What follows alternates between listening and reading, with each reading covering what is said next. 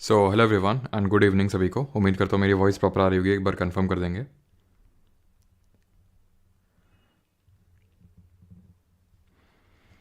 आज का जो हम लोग का टॉपिक रहने वाला है वो सिर्फ रॉक नहीं रहने वाला है। आज का जो हमारा टॉपिक रहेगा, सबसे पहले तो हम रॉक्स के बारे में देखेंगे, देन कॉन्टिनेंट्स एंड ओशंस के बारे में देखेंगे।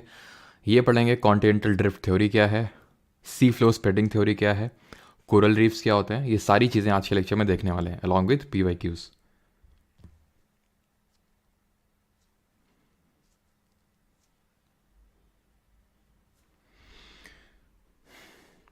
तो चलिए स्टार्ट करते हैं। हाँ, एक बार मैं चेक कर लेता हूँ सारी चीज़ें प्रॉपर हैं कि नहीं।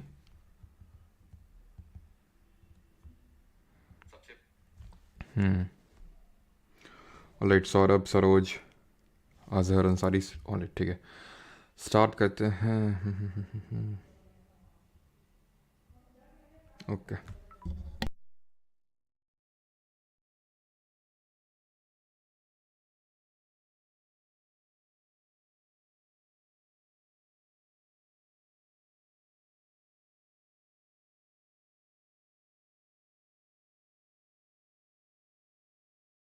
तो चलिए स्टार्ट करते हैं रॉक्स। ऑलराइट, तो कल हम लोगों ने क्या पढ़ा था?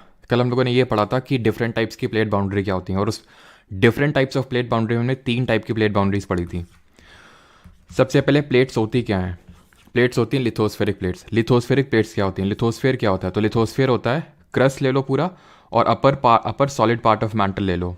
इसके इस पार्ट को हम बोलते हैं क्या?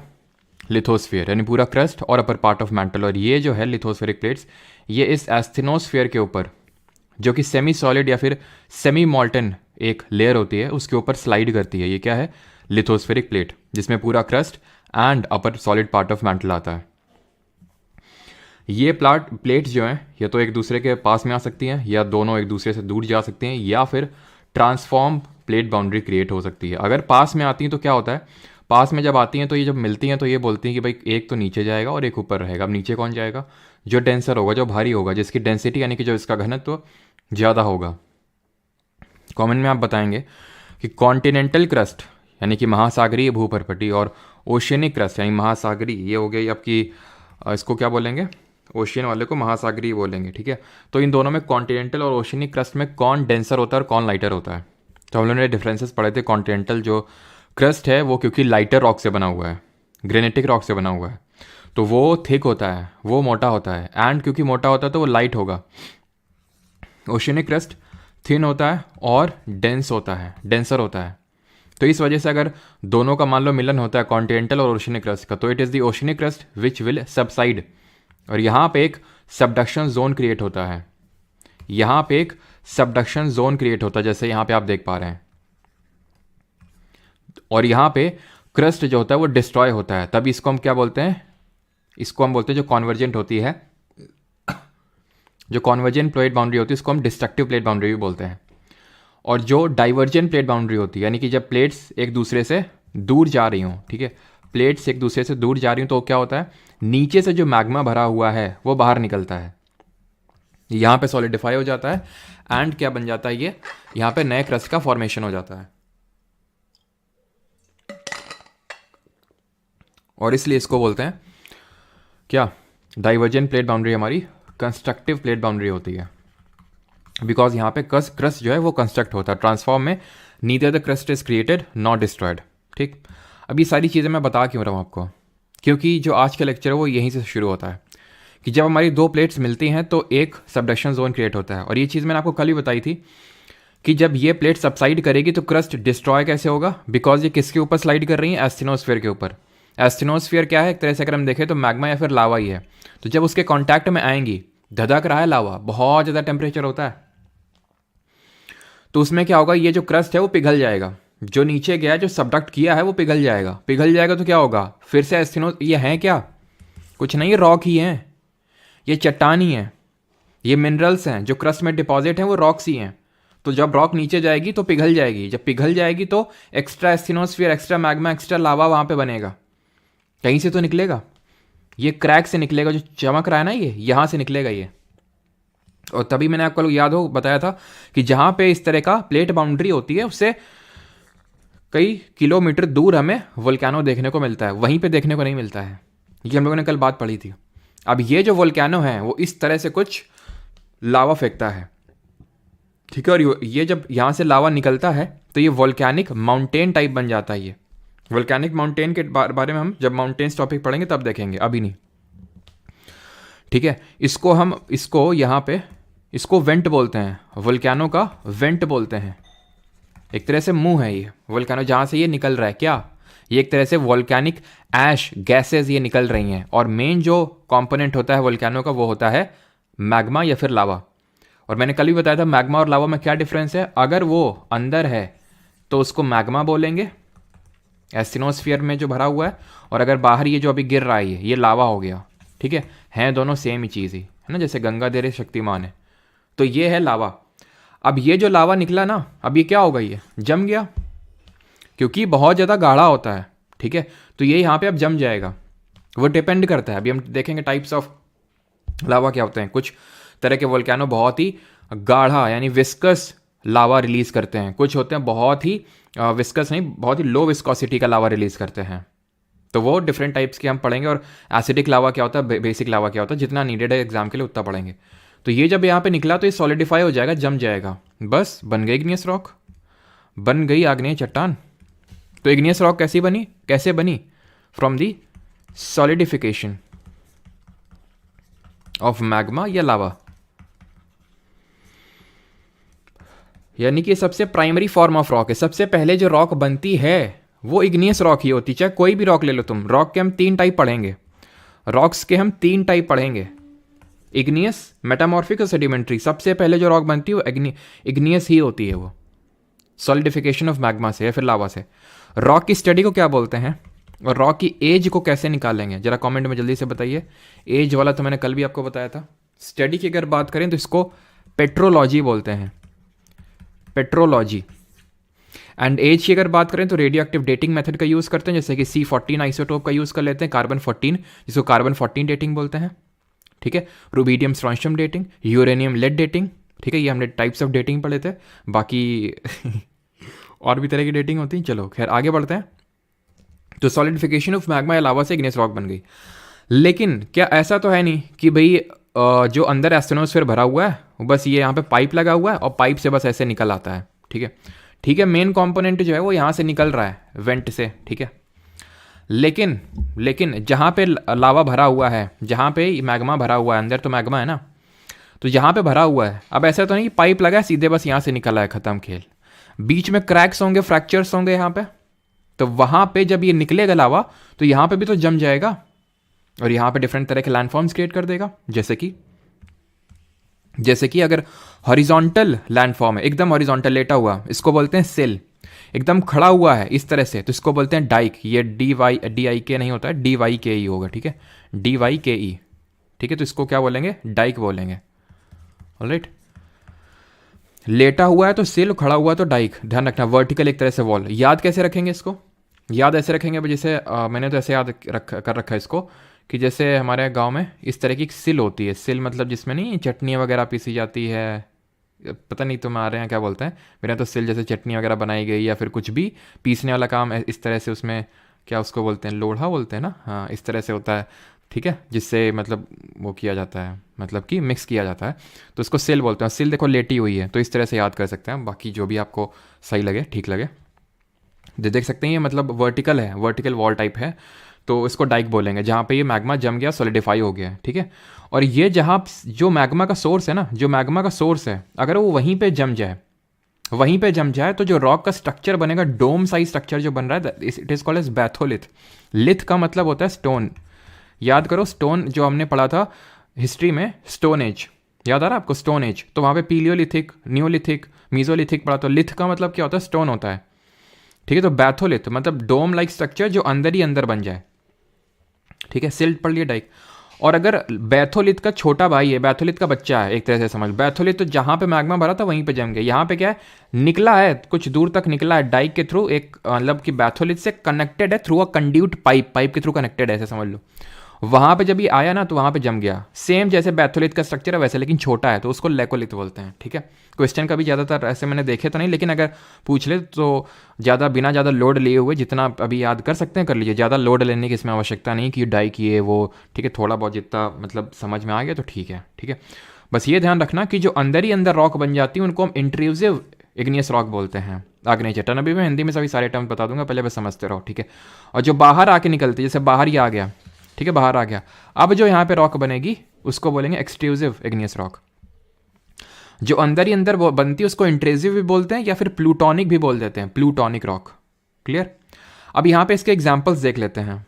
किसके? इग्नियस रॉक के। तो इग्नियस रॉक के एग्जाम्पल है गबरू, ग्रेनाइट, बसाल्ट एंड प्यूमाइस। ठीक है, बसाल्ट एंड प्यूमाइस, ये तीनों ध्यान रखना, ये एक्सट्रूसिव है, सॉरी इंट्रूसिव है, इंट्रूसिव। और जो बसाल्ट है ये एक्सट्रूसिव है। कमेंट में आप बताएंगे कि बसाल्ट के बारे में कल के लेक्चर में मैंने आपको क्या बताया था, कुछ देखा था हम लोगों ने, याद करिए आप। ठीक है, ये चीज़ क्लियर हो गई।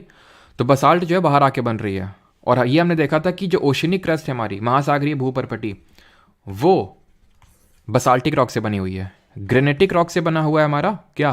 कॉन्टिनेंटल क्रस्ट, महासागरीय भूपर्पटी बोलेंगे, कॉन्टिनेंटल क्रस्ट बना हुआ है इससे।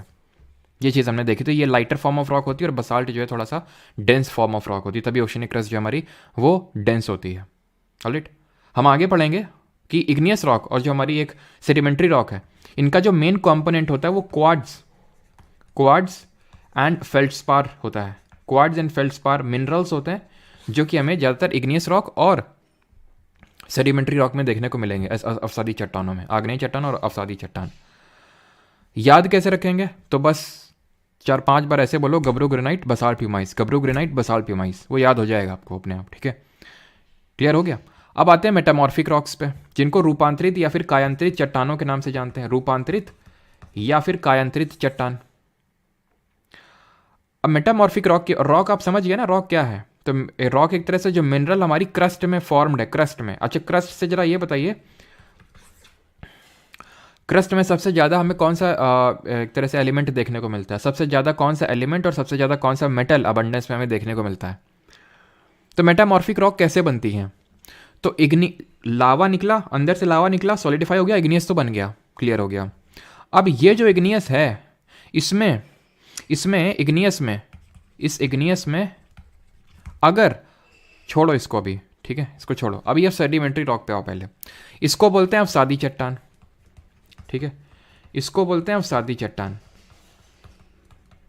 ठीक है, अवसादी चट्टान।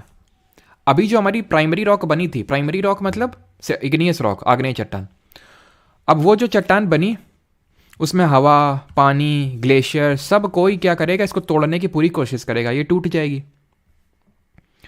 जैसे कि वाटर आया, ठीक है, रिवर जा रही हुई, रिवर इसको तोड़ेगी चट्टान को, इसके सेडिमेंट, इस तरह से सेडिमेंट जो है, सेडिमेंट टूटेंगे, कहीं जाके सेडिमेंट मिल जाएंगे, कहीं सेडिमेंट जाके क्या हो जाएंगे, मिल जाएंगे। जो मिल जाएंगे ना, ये कॉम्पैक्ट हो जाएंगे ना, जो आपस में जुड़ जाएंगे ना, इसको कॉम्पैक्शन बोलते हैं, या फिर इसी को हम बोलते हैं लिथीफैक्शन। एग्जाम में जो आपका टर्म पूछेगा वो लिथीफैक्शन होगा, और ये पूछा भी अभी रिसेंट एग्जाम में कि लिथीफैक्शन जो टर्म है ये किस टाइप ऑफ रॉक से एसोसिएटेड है? तो सेडिमेंट्री टाइप ऑफ रॉक से एसोसिएटेड है ये। अब मुझे ये बताइए कि इसमें क्या हमें फॉसिल्स यानी जीवाश्म देखने को मिल जाएंगे? बिल्कुल, क्योंकि बीच में ऐसे छुप जाएंगे यहीं पे कहीं पे। तो फॉसिल्स सिर्फ इसी टाइप ऑफ रॉक में हमें देखने को मिलते हैं। फॉसिल्स का मतलब होता है हिंदी में जीवाश्म, और जीवाश्म के अध्ययन को क्या बोलते हैं? स्टडी ऑफ फॉसिल्स को। ये कमेंट में बताएंगे, क्लियर? और ये जो है लेयर्स के फॉर्म में, ये पहली लेयर, दूसरी लेयर, तीसरी लेयर, इस तरह से लेयर्स के फॉर्म में एग्जिस्ट करेगी ये। ठीक है, यानी कि लेयर्स को हम बोलते हैं स्ट्रेटा, ऐसे सेडिमेंट्री और ऐसे स्ट्रेटा, स्ट्रेटा के फॉर्म में एग्जिस्ट करेंगे। And study of fossils is known as palaeontology, palaeontology. ठीक है, क्लियर? सेडिमेंट्री रॉक, लिथीफैक्शन, चीज क्लियर हो गई आपको। अभी जो सेडिमेंट्री रॉक है ना, 3 तरह में पाई जाती है। It is formed 3 types of sedimentary rocks, sedimentary rocks। वो 3 टाइप्स क्या हैं? 3 टाइप्स हैं। पहला केमिकली फॉर्म्ड ठीक। दूसरा मैकेनिकली फॉर्म्ड, मैकेनिकली फॉर्म्ड।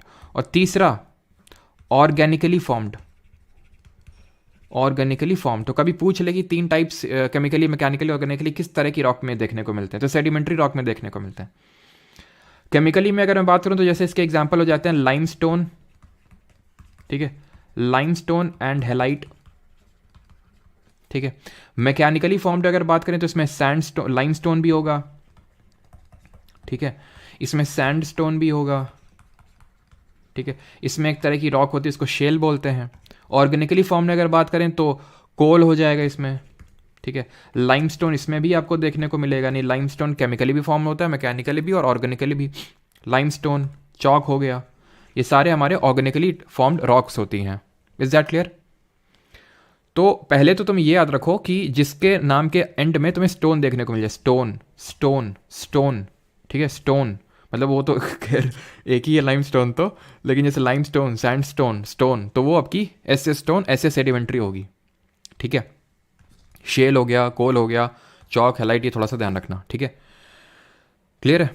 तो ये हमारी सेडिमेंट्री रॉक है। और एक जैसे यहाँ पे मैंने प्यूमाइस बताई थी, तो एक चीज़ ध्यान रखना प्यूमाइस के रिगार्डिंग, ये बहुत ही सॉफ्ट रॉक होती है, मतलब कि बहुत ही लाइट होती है, नॉट सॉफ्ट, लाइट, क्योंकि ये पोरस होती है। पोरस जैसे कि आप ये समझ सकते हो, जैसे कि इतना मतलब लाइट होता है कि वाटर में फ्लोट तक कर जाता है, ठीक है। जैसे कि आपको याद हो राम सेतु जो बनाया गया था, वैसे राम सेतु तो मैं माना जाता है कि कोरल्स का यूज़ किया गया था, तो ये थोड़े पोरस टाइप ऑफ रॉक होती है, ठीक है।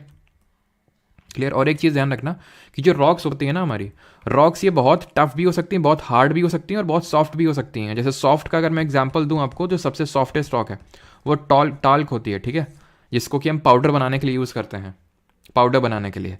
एंड सबसे हार्ड अगर मैं बात करूँ तो डायमंड, ठीक है, विच is the hardest natural substance known. तो डायमंड भी एक रॉक है, टाल्क भी एक रॉक है, और ये मैंने एक्सट्रीम एंड्स आपको बताया। टाल्क सबसे सॉफ्टेस्ट है और हार्डेस्ट है आपका डायमंड, ठीक है। अब आते हैं दूसरी टाइप, मतलब तीसरी हम बोल सकते हैं, दूसरी तीसरी जो भी बोलना है, मेटामॉर्फिक। पहले हमने क्या पढ़ा, मैं फिर से रिवाइज करवाता हूँ आपको, कि अगर अंदर से जो मैग्मा निकलता है, ये मैग्मा निकल रहा है, बाहर आया लावा, अब ये जम जाएगा, बन गई इग्नियस रॉक, प्राइमरी रॉक, क्योंकि सबसे पहले रॉक यही बनी, इसलिए इसको प्राइमरी रॉक बोलते हैं। आग्नेय चट्टान दो तरह की होती है, अंदर ही अंदर बन गई तो इंट्रूसिव, बाहर बनी तो एक्सट्रूसिव। अंदर वाली को प्लूटोनिक बोलते हैं। अब अंदर ऐसा पाइप तो लगा नहीं कि खड़ाक से निकल आया, लो भैया लो थोड़ा तुम भी ले लो, ऐसे तो नहीं, अंदर क्या क्रैक्स डेवलप हैं, फ्रैक्चर्स हैं। तो अगर हॉरिजॉन्टल है तो सिल, वर्टिकल है तो डाइक, अगर डोम लाइक स्ट्रक्चर अंदर ही अंदर, जहां पे मैग्मा जहां से निकल रहा वहीं जम गया, मन ही नहीं निकलने का, नहीं निकलेंगे भाई, वहीं जमेंगे, जमे रहेंगे हम, batholith, dome like structure.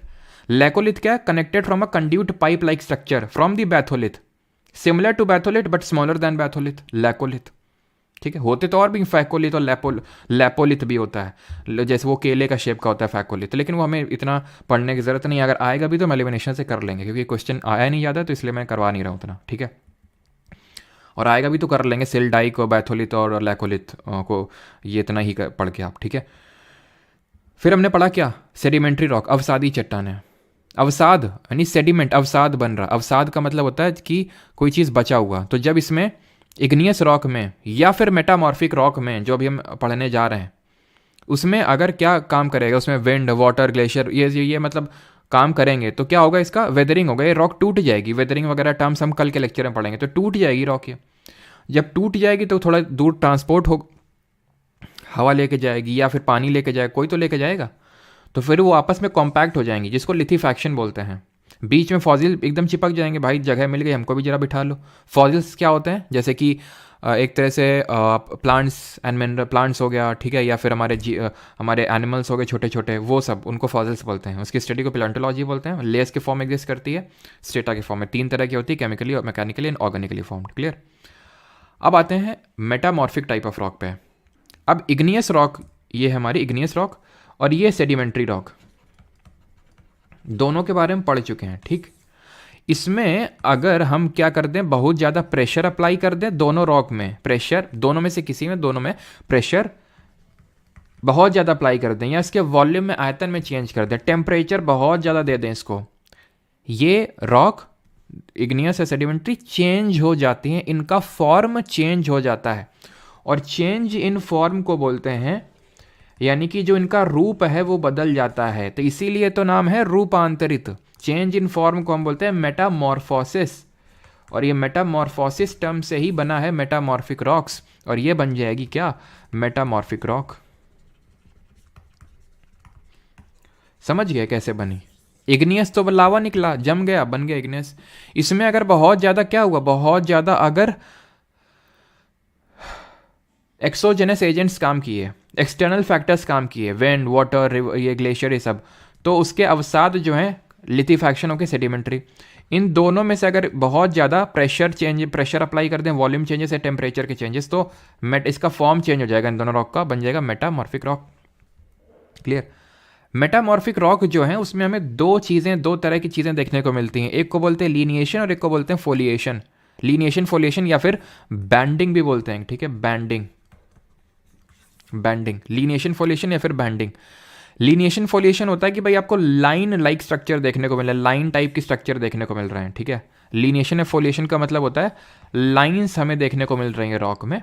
Bending का मतलब होता है alternate light and dark shades. तुमने कभी देखा घर में जो पहले मार्बल लगा होगा आपके, ठीक है, या फिर हो सकता है कहीं तो देखा ही होगा, तो उसमें आपको alternate light and dark shades, जैसे यहाँ पे भी थोड़ा सा आप देख पा रहे होगे, डार्क शेड है, लाइट शेड है, ठीक है, डार्क शेड है, लाइट शेड है, तो alternate light and dark shades जो देखने को मिलती हैं उसको बैंडिंग बोलते हैं। क्लियर? इसके एग्जाम्पल्स की अगर बात करें मेटामॉर्फिक रॉक की, तो क्योंकि जैसे मैंने बताया इग्नियस या सेडिमेंट्री रॉक से ही कन्वर्ट होकर बनती हैं, जैसे कि अभी मैंने बताया था गब्रू ग्रेनाइट, बसाल्ट प्यूमाइस, तो ग्रेनाइट हमारी क्या है, ये इग्नियस रॉक है ना, ये इग्नियस रॉक है ना, ये रुको चलो यहाँ आप लिखते हैं, ये है हमारी ग्रेनाइट। ये किस तरह की रॉक है, ये इग्नियस रॉक है ना, इसमें जब हम प्रेशर पीवीटी चेंजेस कर देंगे तो ये ग्नाइस बन जाएगी। तो gneiss is a type of metamorphic rock, ये मेटामॉर्फिक रॉक है। शेल किस तरह की रॉक है, सेडिमेंट्री है ना, सेडिमेंट्री, इसमें अगर हम पीवीटी चेंजेस कर देंगे स्लेट बन जाएगी, slate is a metamorphic rock. Sandstone अगर हम ले लें, सैंडस्टोन कैसी है, स्टोन, सेडिमेंट्री, इसमें अगर हम अप्लाई कर दें प्रेशर क्वार्ट्जाइट बन जाएगी, क्वार्ट्जाइट। ध्यान रखना क्वार्ट्ज और क्वार्ट्जाइट अलग होते हैं। क्वार्ट्ज एक मिनरल है जो इग्नियस या सेडिमेंट्री रॉक में देखने को मिलता है, क्वार्ट्जाइट एक मेटामॉर्फिक रॉक है। इसके और एग्जांपल्स की अगर बात करें तो चिस्ट हो गया, मार्बल हो गया, मार्बल हो गया, एम्फीबियोल हो गया, ठीक है, एम्फीबियोल, ये सब टाइप हैं मेटामॉर्फिक रॉक के। ठीक, इतनी चीज़ क्लियर है यहाँ तक सभी को, किसी कोई डाउट तो नहीं है metamorphic rock, sedimentary rock and igneous rock में। और एक चीज़ बस तब तक मैं और बता देता हूँ, तब तक आप डाउट्स अपने पोस्ट कर सकते हैं। अगर कभी पूछ ले, बहुत रेयर चांसेस है कि डायनेमिक मेटामॉर्फिज्म क्या होता है, what is dynamic metamorphism, what is this, तो ये क्या होता है, तो जहाँ पे चेंज इन फॉर्म हो विदाउट एनी केमिकल चेंज, यानी कि यहाँ पे फिजिकल चेंज हो रहा है, केमिकल चेंज नहीं हो रहा है, यानी कि ये बस इसमें आपको 4 शब्द ध्यान रखने हैं। Without, when the metamorphic rock is found without any chemical change, बिना केमिकल चेंज के अगर रॉक बनती है that is called as dynamic metamorphism. इस तरह का भी होता है जैसे थर्मल मेटामॉर्फिज्म, जहाँ पे टेम्परेचर के ही सिर्फ चेंजेस की वजह से अगर रॉक बनती है मेटामॉर्फिक रॉक, तो उसको हम थर्मल मेटामॉर्फिज्म बोलते हैं। मैं देख लेता हूँ किसी कोई डाउट तो नहीं है, देन हम बढ़ते हैं अगले टॉपिक पे।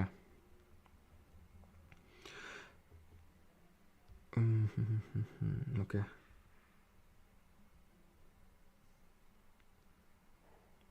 सो please say something on CSIR paper leak और make a video on same, please raise a voice against. कहाँ पे, और मतलब ये हो गया, पता नहीं यार मुझे इसके रिगार्डिंग।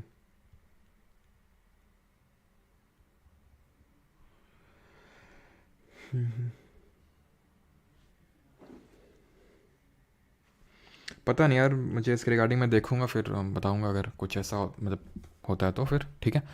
चलो तो अभी आते हैं रॉक साइकिल पे। रॉक साइकिल क्या होती है, बड़ा ही आसान कॉन्सेप्ट है, इसमें कुछ समझने वाली चीज़ नहीं है क्योंकि आपको पहले ही पता है, बस देख लो कि होता क्या है। अभी मैंने तुम्हें बताया कि इग्नियस रॉक है, मतलब इसका मतलब ये है कि धरती गोल है धरती गोल का मतलब है कि घूम फिर के तुम्हें वहीं आ जाना है, ये है इग्नियस रॉक है। आग्नेय चट्टान, आग्नेय चट्टान में अगर मैं क्या करूँ, अगर मैं इसमें मतलब कि एक्सोजेनस एजेंट्स को वर्क करवाऊँ तो सेडिमेंट्री रॉक बन जाएगी, सेडिमेंट्री अवसादी चट्टान बन जाएगी, ठीक। अगर इग्नियस में या फिर मैं इसमें सेडिमेंट्री में बहुत ज़्यादा पीवीटी चेंजेस करवा दूँ, पीवीटी चेंजेस, पीवीटी समझ गया ना, प्रेशर वॉल्यूम टेम्परेचर, तो क्या बन जाएगी, मेटामॉर्फिक रॉक, रूपांतरित चट्टान, कायांतरित चट्टान बन जाएगी, ठीक। क्लियर है कि कैसे इग्नियस से सेडिमेंट्री बनी और कैसे इग्नियस और सेडिमेंट्री से मेटामॉर्फिक बन गई। अब इस मेटामॉर्फिक में अगर मैं इसमें भी क्या कर दूं, एक्सोजेनस एजेंट्स को वर्क करवा दूं, जो मैंने इग्नियस में करवाया था, क्या, विंड, वाटर, ग्लेशियर, तोड़ दें रॉक को, तोड़ के कहीं ट्रांसपोर्ट करवा दें और फिर उनको लिथेफैक्शन करवा दें, सेडिमेंट्री, सिंपल। तो मेटामॉर्फिक से भी सेडिमेंट्री बना दी ना मैंने, ठीक।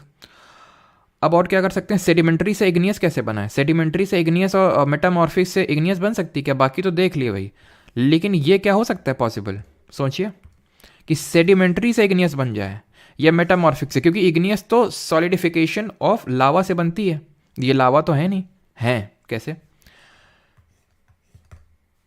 Convergent plate boundary, subduction zone, assume it, ये मान लो सेडिमेंट्री या फिर मेटामॉर्फिक में से कोई रॉक है, अंदर गई, पिघल गई, क्या बन गई, लावा बन गई, निकलेगी, क्या बन जाएगी, इग्नियस रॉक, खत्म।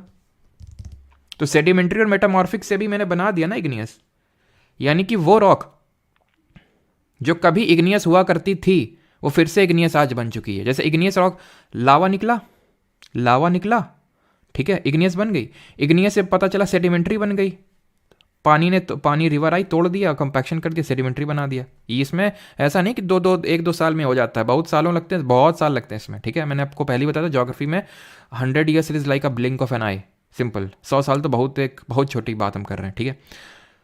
तो इग्नियस से सेडिमेंट्री बन गया। अब मान लो इसमें बहुत पीवीटी चेंजेस हुए, मेटामॉर्फिक बन गया। अब वो मेटामॉर्फिक पता चला सबडक्शन जोन में अंदर गया, पिघल के फिर से इग्नियस, तो जो इग्नियस था फिर से इग्नियस बन गया, यानी कि धरती गोल है, ठीक। चलो, टाइप्स ऑफ वोल्केनो, ठीक है, थोड़ा सा छोटा सा टॉपिक है, इसके बारे में समझ लेते हैं कि टाइप्स ऑफ वोल्केनो, कितने टाइप्स के हमारे वोल्केनो होते हैं। तो हमारे टाइप्स ऑफ वोल्केनो में एक होता है कॉम्पोजिट वोल्केनो, शील्ड वोल्केनो, ठीक है, एंड कैल्डेरा होता है, ठीक है, शील्ड हो गया, कैल्डेरा हो गया, एंड और तो इसमें आपको जानने की ज़्यादा कुछ ज़रूरत है नहीं, ठीक है। चलो, तो कॉम्पोजिट में अगर हम बात करें तो इसमें यह ध्यान रखना है कि ये सबसे गाढ़ा इसमें लावा निकलता है, यानी कि सबसे विस्कस, ठीक है, मोस्ट विस्कस लावा, विस्कस का मतलब होता है गाढ़ा, ठीक है, मोस्ट विस्कस लावा। शील्ड की अगर बात करें तो शील्ड होता है कि इसमें लेस विस्कोसिटी होती है, कैल्डेरा की अगर बात करें तो ये एक्सप्लोजिव होता है नेचर में, एक्सप्लोजिव, और इतना ज़्यादा एक्सप्लोजिव होता है कि इट कोलैप्सेस ऑन इटसेल्फ, खुद में ही खुद को ढहा देता है, it collapses on it self. एक होता है फ्लड बसाल्ट प्रोविंस, ठीक है, ध्यान रखना, फ्लड बसाल्ट प्रोविंस, इससे जो लावा निकलता है ना, या फिर ये जो प्रोविंस बनते हैं फ्लड बसाल्ट प्रोविंस जिसको बोलते हैं, तो बहुत ही सबसे कम विस्कस, लीस्ट विस्कस जो लावा होता है। अब जो विस्कस कम होगा, गाढ़ा कम होगा, तो वो ज़्यादा दूरी तय करेगा, जो ज़्यादा गाढ़ा होगा वो ज़्यादा दूरी नहीं तय करेगा, सिंपल सी लॉजिक है। तो लीस्ट विस्कस होता है ये, और ये ज़्यादा एरिया कवर करता है, राइट। तो इसमें कोई समझने वाली बात नहीं, बिकॉज ये ऑब्वियस सी बात है। अब हम ये थोड़ा सा पढ़ लेते हैं कि एसिडिक और बेसिक लावा में अंतर क्या होता है। दो तरह के लावा होते हैं, एसिडिक लावा होता है और बेसिक लावा होता है, ठीक है। वैसे ज़्यादा मतलब इस पर गौर मत करना, बहुत ज़्यादा रट्टा मारने की ज़रूरत नहीं, थोड़ा समझ लो, क्योंकि इससे भी ज़्यादा कोई बहुत ज़्यादा क्वेश्चंस नहीं आए, ठीक है। तो जो लावा ज़्यादा विस्कस होता है, ठीक है, मतलब एसिडिक लावा की मैं बात करूँ तो ये लावा जो है बहुत ही विस्कस मतलब गाढ़ा होता है, लाइट इन कलर होता है, यानी कि इसका कलर लाइट होता है, बहुत ज़्यादा डार्क नहीं होता है, एंड हाई सिलिका कंटेंट होता है, सिलिका जो कंटेंट है वो हाई होता है। अच्छा, सिलिका से याद आया कि मैंने पूछा था आपसे कि क्रस्ट का सबसे ज़्यादा एलिमेंट, क्रस्ट में सबसे ज़्यादा कौन सा पाया जाता है, तो तुमने OCl करके याद किया था, 46% होता है ना, ठीक है। और एल्यूमिनियम सबसे अबंडेंट मेटल है, सेकंड अबंडेंट मेटल आयरन है, कल हम लोगों ने सारी चीज़ें देखी थी। Less viscous, dark in colour, low in silica content, simply लिखने की ज़रूरत तो है नहीं, ठीक है। चलो लिख देते हैं फिर भी, नहीं तो आप गुस्सा हो जाएंगे। लॉ नॉन विस्कस, ठीक है, ये नॉन विस्कस होता है, ये डार्क इन कलर होता है एंड इसमें लो सिलिका कंटेंट होता है, लो सिलिका कंटेंट, राइट। तो ये बेसिक लावा होता है। नाउ ये हमारा टॉपिक होता है ख़त्म यहाँ पे। आई होप सबको ये चीज़ें क्लियर हो गई होंगी। अभी हम बढ़ते हैं कॉन्टिनेंट्स एंड ओशियंस के बारे में। कॉन्टिनेंट्स एंड ओशियंस किस तरह से हमारे बने। तो आज से ज़्यादा नहीं, बस 225 मिलियन साल पहले, 225 मिलियन साल पहले की बात है कि जितने भी हमारे कॉन्टिनेंट्स आज आप देखते हैं इस फॉर्म में, अफ्रीका, ये मैप तो सबने देखा होगा ना, ये अफ्रीका है, ये एशिया है, north America, South America, Antarctica, Australia, सबने देखा होगा इस मैप को। आज से 225 मिलियन साल पहले ऐसी चीज़ें नहीं थी। ये सारा जो लैंड मास है, जो भूभाग है, वो आपस में कनेक्टेड था। और ये आपको पता होना चाहिए कि जो कॉन्टिनेंट्स हैं, जो हमारे अर्थ में लैंड मास है, वो कितना है, वो 29% है। और ओशंस की अगर बात करें तो ये 71% है, अगर हम वाटर की बात करें, ओशंस की बात करें तो।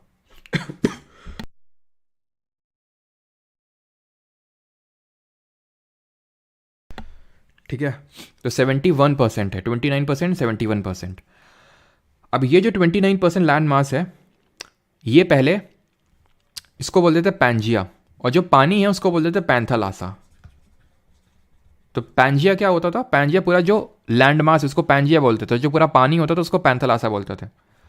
ज़्यादा नहीं, बस 150 मिलियन साल पहले ये आपस में थोड़ा सा मूव करना स्टार्ट किए। जो कॉन्टिनेंट से बोले कि अब बहुत टाइम, बहुत समय हो गया है, दूर दूर चलते हैं, आपस में हमारी बन नहीं पाएगी। जब इनको ये लगा कि इनकी आपस में बन नहीं पाएगी, तो ये अपना अपना डायरेक्शन में मूव करना चालू किया। कोई इधर चला, कोई इधर चला, कोई इधर चला, ठीक। फिर 100 मिलियन साल पहले कुछ ऐसा फिर बना, ठीक है। साउथ अमेरिका इधर, अफ्रीका, यूरोप, नॉर्थ अमेरिका इधर, इंडिया, इंडिया देख रहे हैं, इंडिया कहाँ पे है। 100 मिलियन साल पहले इंडिया सदर्न हेमिस्फीयर, बिकॉज हमने अभी पिछले लेक्चर में पढ़ा था कि जो इंडिया है वो नॉर्थ ईस्टर्न हेमिस्फीयर में आता है, उत्तर पूर्वी गोलार्ध में आता है, लेकिन अभी तो देखें तो सदर्न हेमिस्फीयर में ये पड़ा हुआ है इंडिया हमारा। ये इंडिया फिर इसको लगा कि ऊपर चलने का समय आ गया है, तो इंडिया जो धीरे धीरे धीरे धीरे धीरे ड्रिफ्ट किया। और ये जो प्रेजेंट स्ट्रक्चर है हम इस तरह से देखते हैं, इसको कुछ आप इस तरह से देख सकते हैं इसमें, ठीक है, आपको समझ में आ रहा होगा कि किस तरह से पहले जॉइंट थे ये, ठीक है। मैं फिर से दिखाने का प्रयास करता हूँ, किस तरह से पहले जॉइंट थे, धीरे धीरे धीरे धीरे ही ऊपर मूव किया। नहीं समझ में आ रहा तो इसको देखो, किस तरह से इंडिया ऊपर जा रहा है, ये जा रहा है कि नहीं, जुड़ गया इंडिया। तो इस तरह से, और ये साल चल रहे हैं यहाँ पे, ये साल चल रहे हैं, देखो 63, 68, 55। तो इस तरह से यहाँ पे इंडिया जुड़ गया। पहले सब एक साथ थे, धीरे धीरे धीरे धीरे ड्रिफ्ट हो गया, and this is called as continental drift theory. इसको बोलते हैं क्या, कॉन्टिनेंटल, या तो यहाँ पे लिख देते हैं, ठीक है, इसको बोलते हैं कॉन्टिनेंटल ड्रिफ्ट थ्योरी बोलते हैं इसको, ठीक है। चले, तो कॉन्टिनेंटल ड्रिफ्ट थ्योरी बोलते हैं इसको। जो किसने दी थी, इसको दिया था एल्फ्रेड वेगनर जी ने, ठीक है। एल्फ्रेड वेगनर कब दिया था, 1912 में। अब बात ये आती है कि जो वेगनर साहब थे, वो ये जो महाद्वीपीय विस्थापन का सिद्धांत है, that is continental drift theory, तो कॉन्टिनेंट को ड्रिफ्ट होते देख रहे थे क्या ये वेगनर जी, कि देखो देखो देखो कॉन्टिनेंट जा रहा है, हम बताएंगे अब से, हैं। ऑब्वियस सी बात है, लाइफ तो एग्जिस्ट करती नहीं होगी इस समय, ठीक है। और या फिर हमारे पास एविडेंसेस तो है नहीं इतने साल पहले के, तो पता कैसे चला। तो हाइपोथेसिस दिया इन्होंने, ठीक है। तो इनसे पूछा गया कि मूव क्यों किया, पहिए लगे थे क्या, तो बोले नहीं, पहिए तो नहीं लगे थे, ये कोई 2 फोर्स थे इसके लिए रिस्पॉन्सिबल थे। तो पहले तो इन्होंने एविडेंसेस दिए कि क्यों है, उनका ऐसा मानना है कि ये एक साथ रहे थे पहले, और बाद में ड्रिफ्ट करके प्रेजेंट जो ये वाला है अर्थ टुडे, ये इस तरह से है। तो एविडेंसेस में उन्होंने पहला एविडेंस दिया जिग्सॉ फिट। जिग्सॉ फिट क्या होता है, जिग्सॉ फिट, ये अभी तो तुम्हें देखने में समझ में आ रहा है कि हो ऐसा ऐसा है, लेकिन जब से हमें होश है, इंसानियत को होश है, तब से तो ऐसा ही दिख रहा है हमें मैप, ठीक है। तो ये माना जाता है, देखो ये एकदम ऐसा निकला हुआ और ये घुसा हुआ है, तो यानी इसको अगर यहाँ पे ले जाके फिट करेंगे एकदम फिट बैठेगा, एकदम फिट। ये देखो निकला हुआ और ये देखो इस तरह से घुसा हुआ, इसको यहाँ पे ऐसे करेंगे तो एकदम फिट बैठेगा, तो इसको बोलते हैं जिग्सॉ फिट। क्लियर, पहला चीज़, पहला एविडेंस। दूसरा evidence, rock of same ages, rock of same ages. तो जब हमने कार्बन डेटिंग किया तो हमें देखने को मिला क्या, हमें ये देखने को मिला, तो जैसे कि यहाँ पे देखना ध्यान से, यहाँ पे लास्ट वाले में, कि जो यहाँ पे रॉक की एज है वही सेम रॉक की एज यहाँ पे, यानी ये आपस में जुड़े होंगे कभी ना कभी। फॉजिल्स, फॉजिल्स मतलब, फॉजिल्स का मतलब है यहाँ कि हमें सेम डिस्ट्रीब्यूशन ऑफ फॉजिल्स मिला, same distribution of fossils. Fossils मतलब जीवाश्म। अब जीवाश्म का हम कैसे एज निकालते हैं, वही कार्बन डेटिंग से, ठीक है। तो यहाँ पे जो एज मिली वही एज यहाँ पे मिली, सिंपल, ठीक है। तो इस ये जो एज यहाँ मिली वही एज यहाँ मिली, तो इसका मतलब है कि आपस में कभी कनेक्टेड थे। डिपॉजिट्स हमें सेम मिलते हैं, जैसे कि प्लेसर डिपॉजिट। प्लेसर डिपॉजिट का मतलब है गोल्ड वगैरह के डिपॉजिट्स जो होते हैं, तो जो यहाँ पे गोल्ड के डिपॉजिट वही यहाँ पे डिपॉजिट्स, तो इनको बोलते हैं ये हमारे एविडेंसेस हैं। अगेन फिर पूछा गया, वेगनर जी बात को घुमाइए नहीं, ये बताइए कि मूव कैसे कर रही है। तो वेगनर जी ने बोला कि इसके लिए जो फोर्स आया ना वो दो फोर्स हैं। क्या, कौन से दो फोर्स हैं? पोलर फ्लिंग फोर्स जो अर्थ के रोटेशन की वजह से जनरेट होता है, पोलर फ्लिंग फोर्स, और टाइडल फोर्स जो कि अर्थ, जो कि मून और सन के ग्रेविटेशनल पुल की वजह से लगता है, इसको बोलते हैं टाइडल फोर्स, ठीक है, टाइडल फोर्स, ठीक है। तो इन्होंने ये दो मतलब दिए कि इस वजह से, इसको हिंदी में बोल सकते हैं ज्वारीय बल, और इसको बोल सकते हैं क्या, इसको बोल सकते हैं ध्रुवीय पलायन बल, ठीक है। लेकिन ये वाली थ्योरी चली नहीं ज़्यादा, कौन सी, फोर्स फॉर ड्रिफ्टिंग वाली। ये बात तो सही है, ये बात में काफ़ी दम थी वेगनर जी के कि ये ड्रिफ्ट किए और इनके जो एविडेंसेस थे दम थी, लेकिन फोर्स फॉर ड्रिफ्टिंग में ज़्यादा दम नहीं थी। बाद में फिर आर्थर होम्स ये आए, आर्थर होम्स बोला देखो ये जो है रॉन्ग नंबर है जो वेगनर जी दे रहे हैं। एक्चुअल जो रीज़न है, जो मैंने आपको अगर याद हो कल बताया था आपको, कन्वेक्शन करेंट्स। कल मैंने बताया था लिथोस्फेरिक प्लेट्स मूव क्यों कर रही थी, क्योंकि मैग्मा में जो मैंटल में जो एस्टिनोस्फेयर लेयर है जिसमें कि मैग्मा भरा हुआ है, तो उसमें कन्वेक्शन सेल्स डेवलप हो रही हैं। तो जो कन्वेक्शन करेंट्स हैं, ठीक है, जो कन्वेक्शन करेंट्स हैं जो क्यों जनरेट हो रही हैं, दो चीज़ों की वजह से, अगर आपको याद हो, रेडियो एक्टिव डिके मैंने बताया था, radio active decay and residual heat, अवशिष्ट ऊष्मा, रेजिडुअल हीट, इन दोनों की वजह से कन्वेक्शन करंट डेवलप हो रहा है, और इसकी वजह से हमारे जो कॉन्टिनेंट से मूव किए, and this theory was much supported by other scientist. तो ध्यान रखना ये सपोर्टेड एविडेंसेस है फोर्स। तो ये बोला था किसने, वेगनर जी ने, बट एक्चुअल में जो माना जाता है वो ये है। Now coming on to the continent, जो हमारा प्रेजेंट स्ट्रक्चर, प्रेजेंट जो हमारा मैप है वो है यहाँ पे, ठीक है।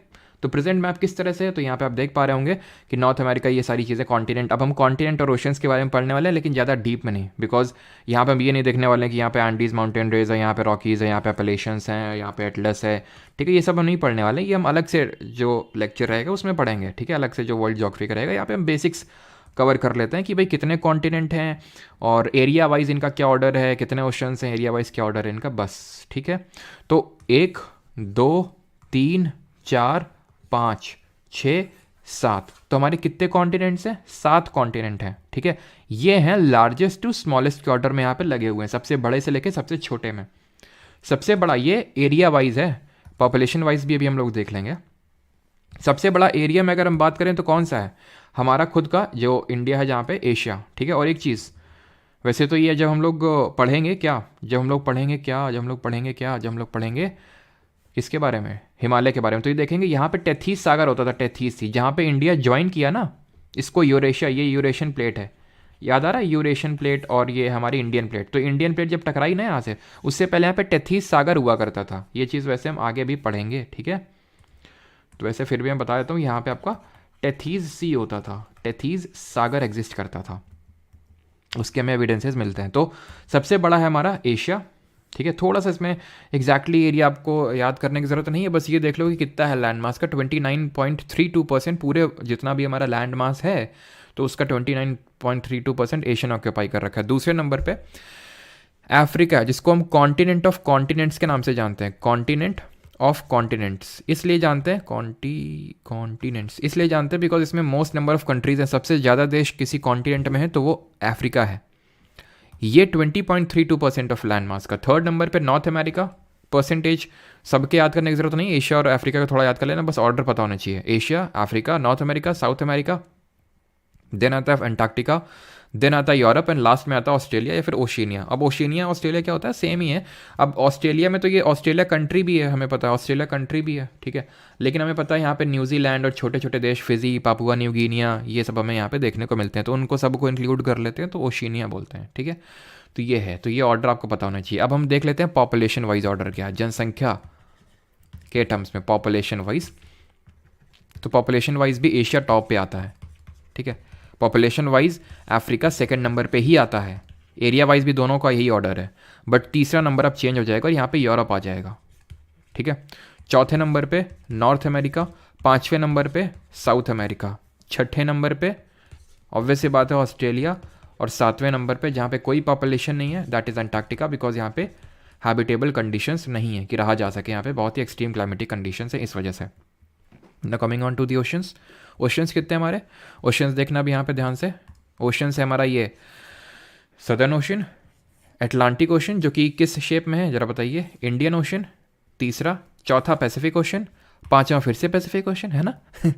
तो दो बार में इसको मत जोड़ लेना, क्योंकि हमारी पृथ्वी क्या है, यानी जो हमारी अर्थ है वो राउंड है, एक गोल है, तो ये जो पैसिफिक ओशन का पार्ट है वो वही, ये मतलब आपस में वो सेम है, ठीक है। ये तो क्योंकि हम लोग फ्लैट देख रहे हैं इस वजह से वो दिखने में वो लग रहा है, ठीक है। तो पैसिफिक ओशन तो 4 हो गया, और ये 5वां हमारा आर्कटिक ओशन। तो 5 हमारे ओशंस हैं, उनको हम याद कैसे कर सकते हैं, पैसा, ठीक है, पैसा करके याद कर सकते हैं। पी से होता है पैसिफिक ओशन, ये ऑर्डर में है, किस ऑर्डर में,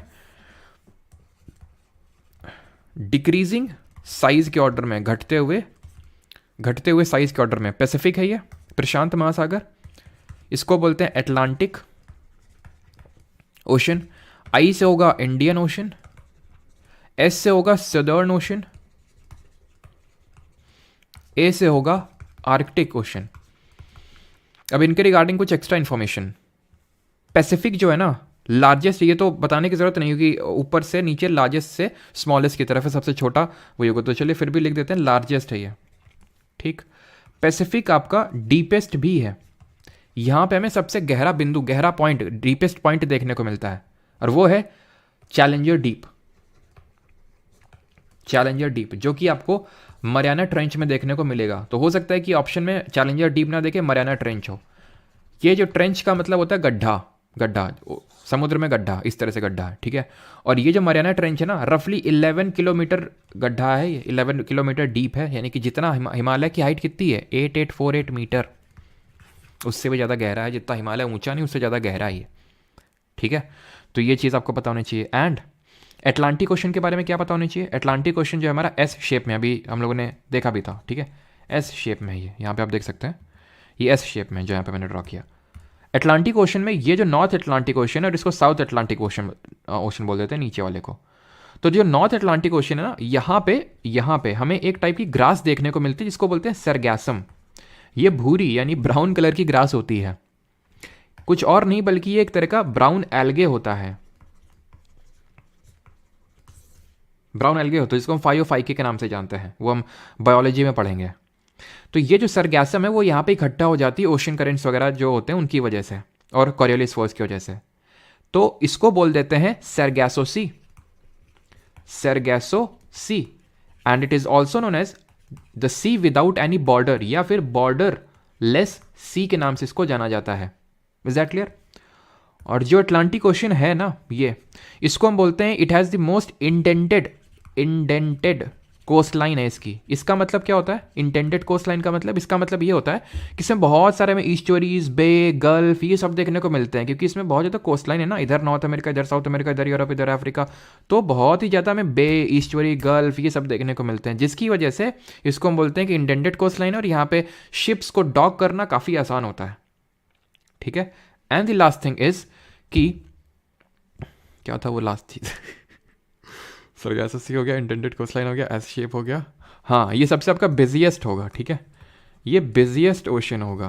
क्यों, क्योंकि देख रहे हैं यहाँ पे डेवलप्ड कंट्रीज हैं, ठीक है, नॉर्थ अमेरिका, यूरोप, तो यहाँ पे ट्रेड बहुत ज़्यादा होता है, तो it is the busiest ocean, right.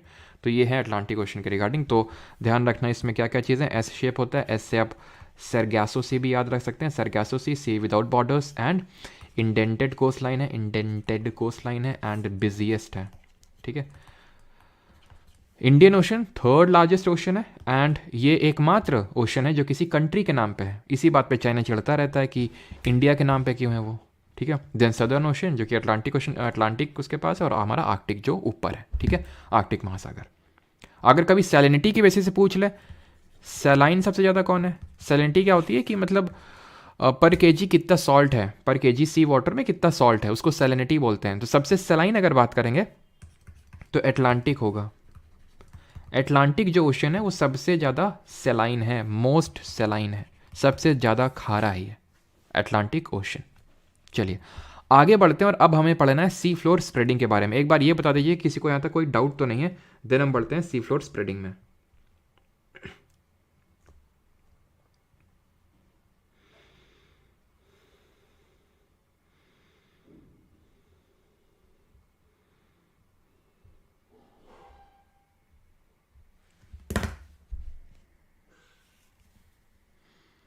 अपना जलवा है।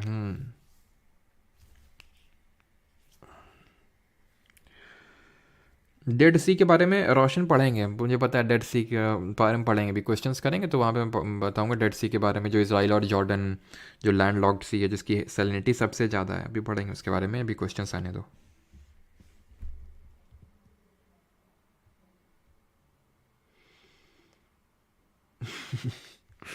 ये कैसा डाउट है भाई, जैक्स बॉन्ड है? सौरभ समझ गया, तुम्हें पता है हैरी हेस के बारे में। तो चलो है क्या ये सी फ्लोर स्प्रेडिंग? तो सी फ्लोर स्प्रेडिंग का मतलब ये है कि अंदर से मैग्मा निकलता है और इसको पुश करता है। चलो उधर, चलो साइड हटो।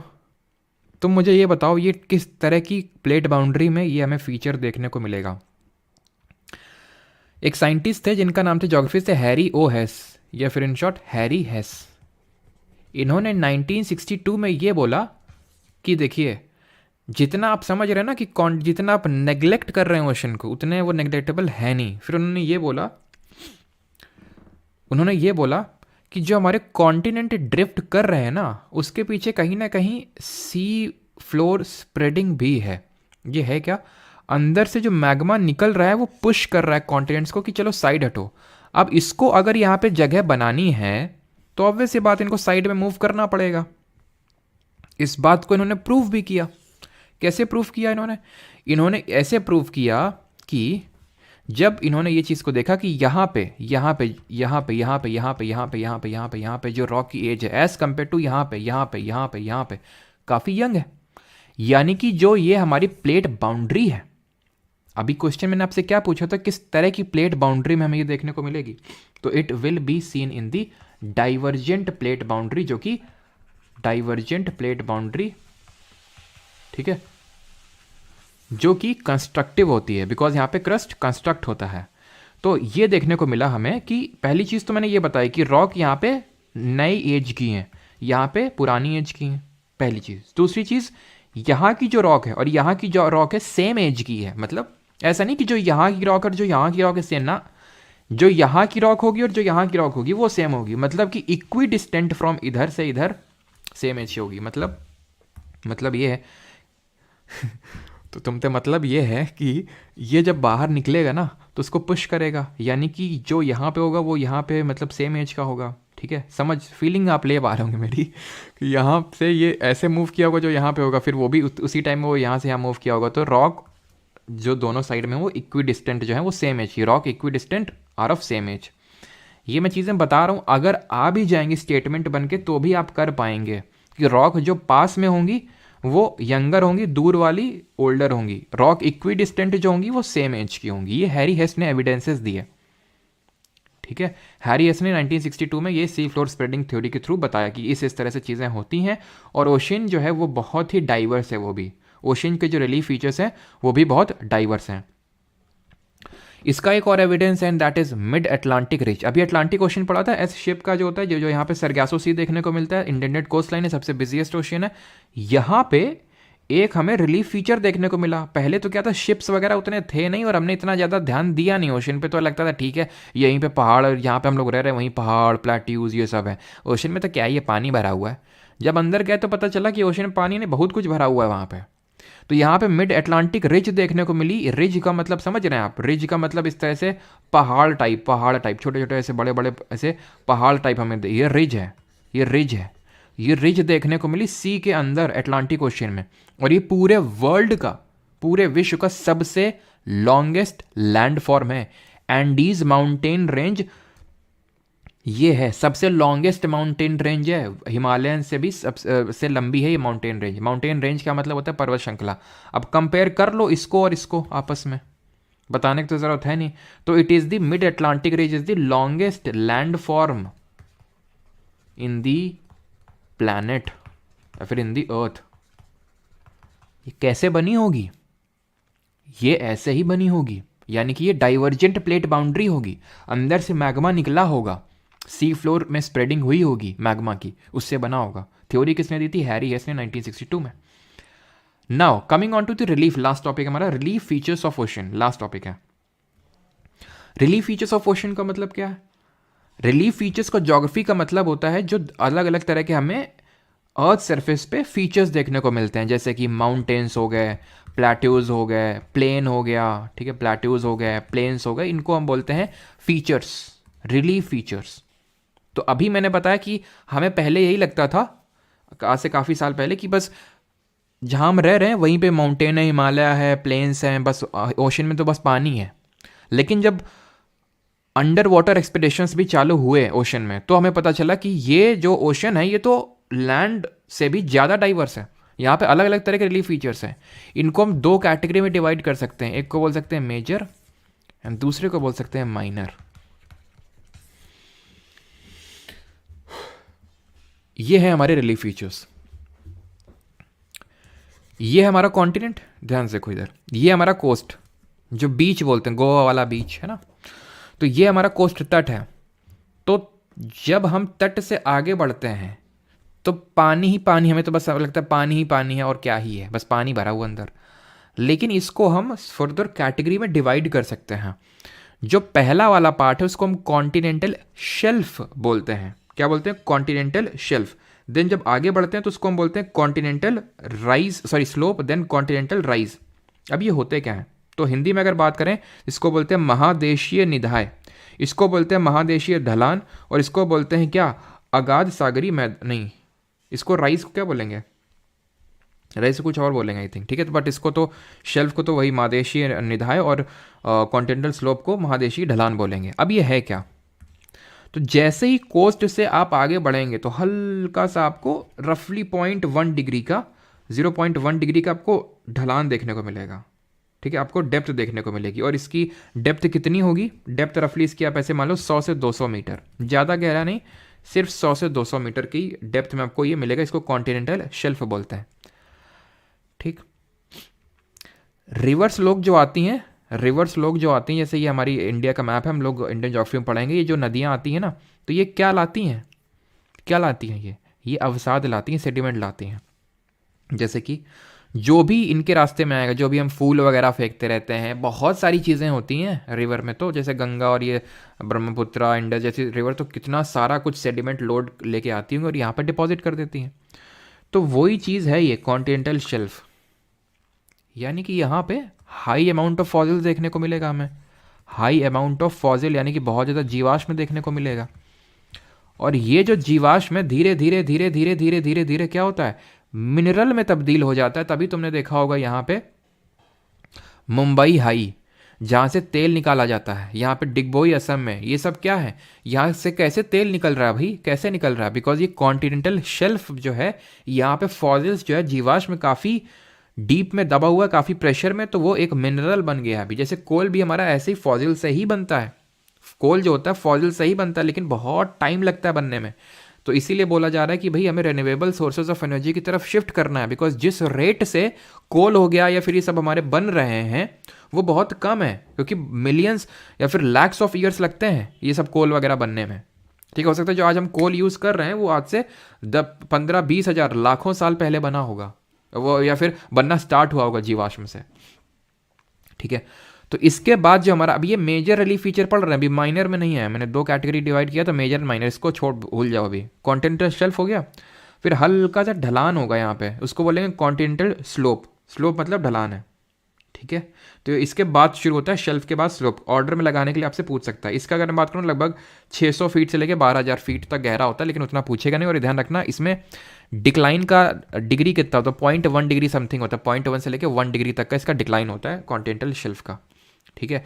सबसे बड़ी वाइड कॉन्टिनेंटल शेल्फ हमको साइबेरिया में देखने को मिलती है, ठीक है, साइबेरिया में, ठीक है। वाइडेस्ट अगर मैं कॉन्टिनेंटल शेल्फ की बात करूँ तो ये साइबेरिया में देखने को मिलती है। इससे भी क्वेश्चन आए हैं, मैं फर्जी में नहीं पढ़ा रहा हूँ यहाँ पे। ये स्लोप हो गया, देन राइज करेगा। अब यहाँ पे आ जाओ, ये एक तट था, कोस्ट था, कोस्ट से डायरेक्टली जो अटैच है, जैसे कि तुम्हारा मन है कि चलो भाई ओशन की तरफ बढ़ते हैं, तट तुम्हारा खत्म हो गया, कोस्ट खत्म हो गया, अब जो तुम चल रहे हो ना वो कॉन्टिनेंटल स्लोप है। जैसे तुमने यहाँ पे पैर रखा तुम गिर गए सीधे, स्लोप है क्योंकि बहुत ज़्यादा ढलान है, तो कॉन्टिनेंटल स्लोप हो गया ये, ठीक है। देन यहाँ पे तुम्हें राइज देखने को मिल रहा, राइज देखने को मिल रहा स्लोप से थोड़ा सा, इसको बोलते हैं कॉन्टिनेंटल राइज, ठीक। अब तुम आ जाओगे खुले मैदान में अंदर, इसको बोलते हैं एबिसल प्लेन, एबिसल प्लेन, इसको है सागरीय मैदान में आ गए हो।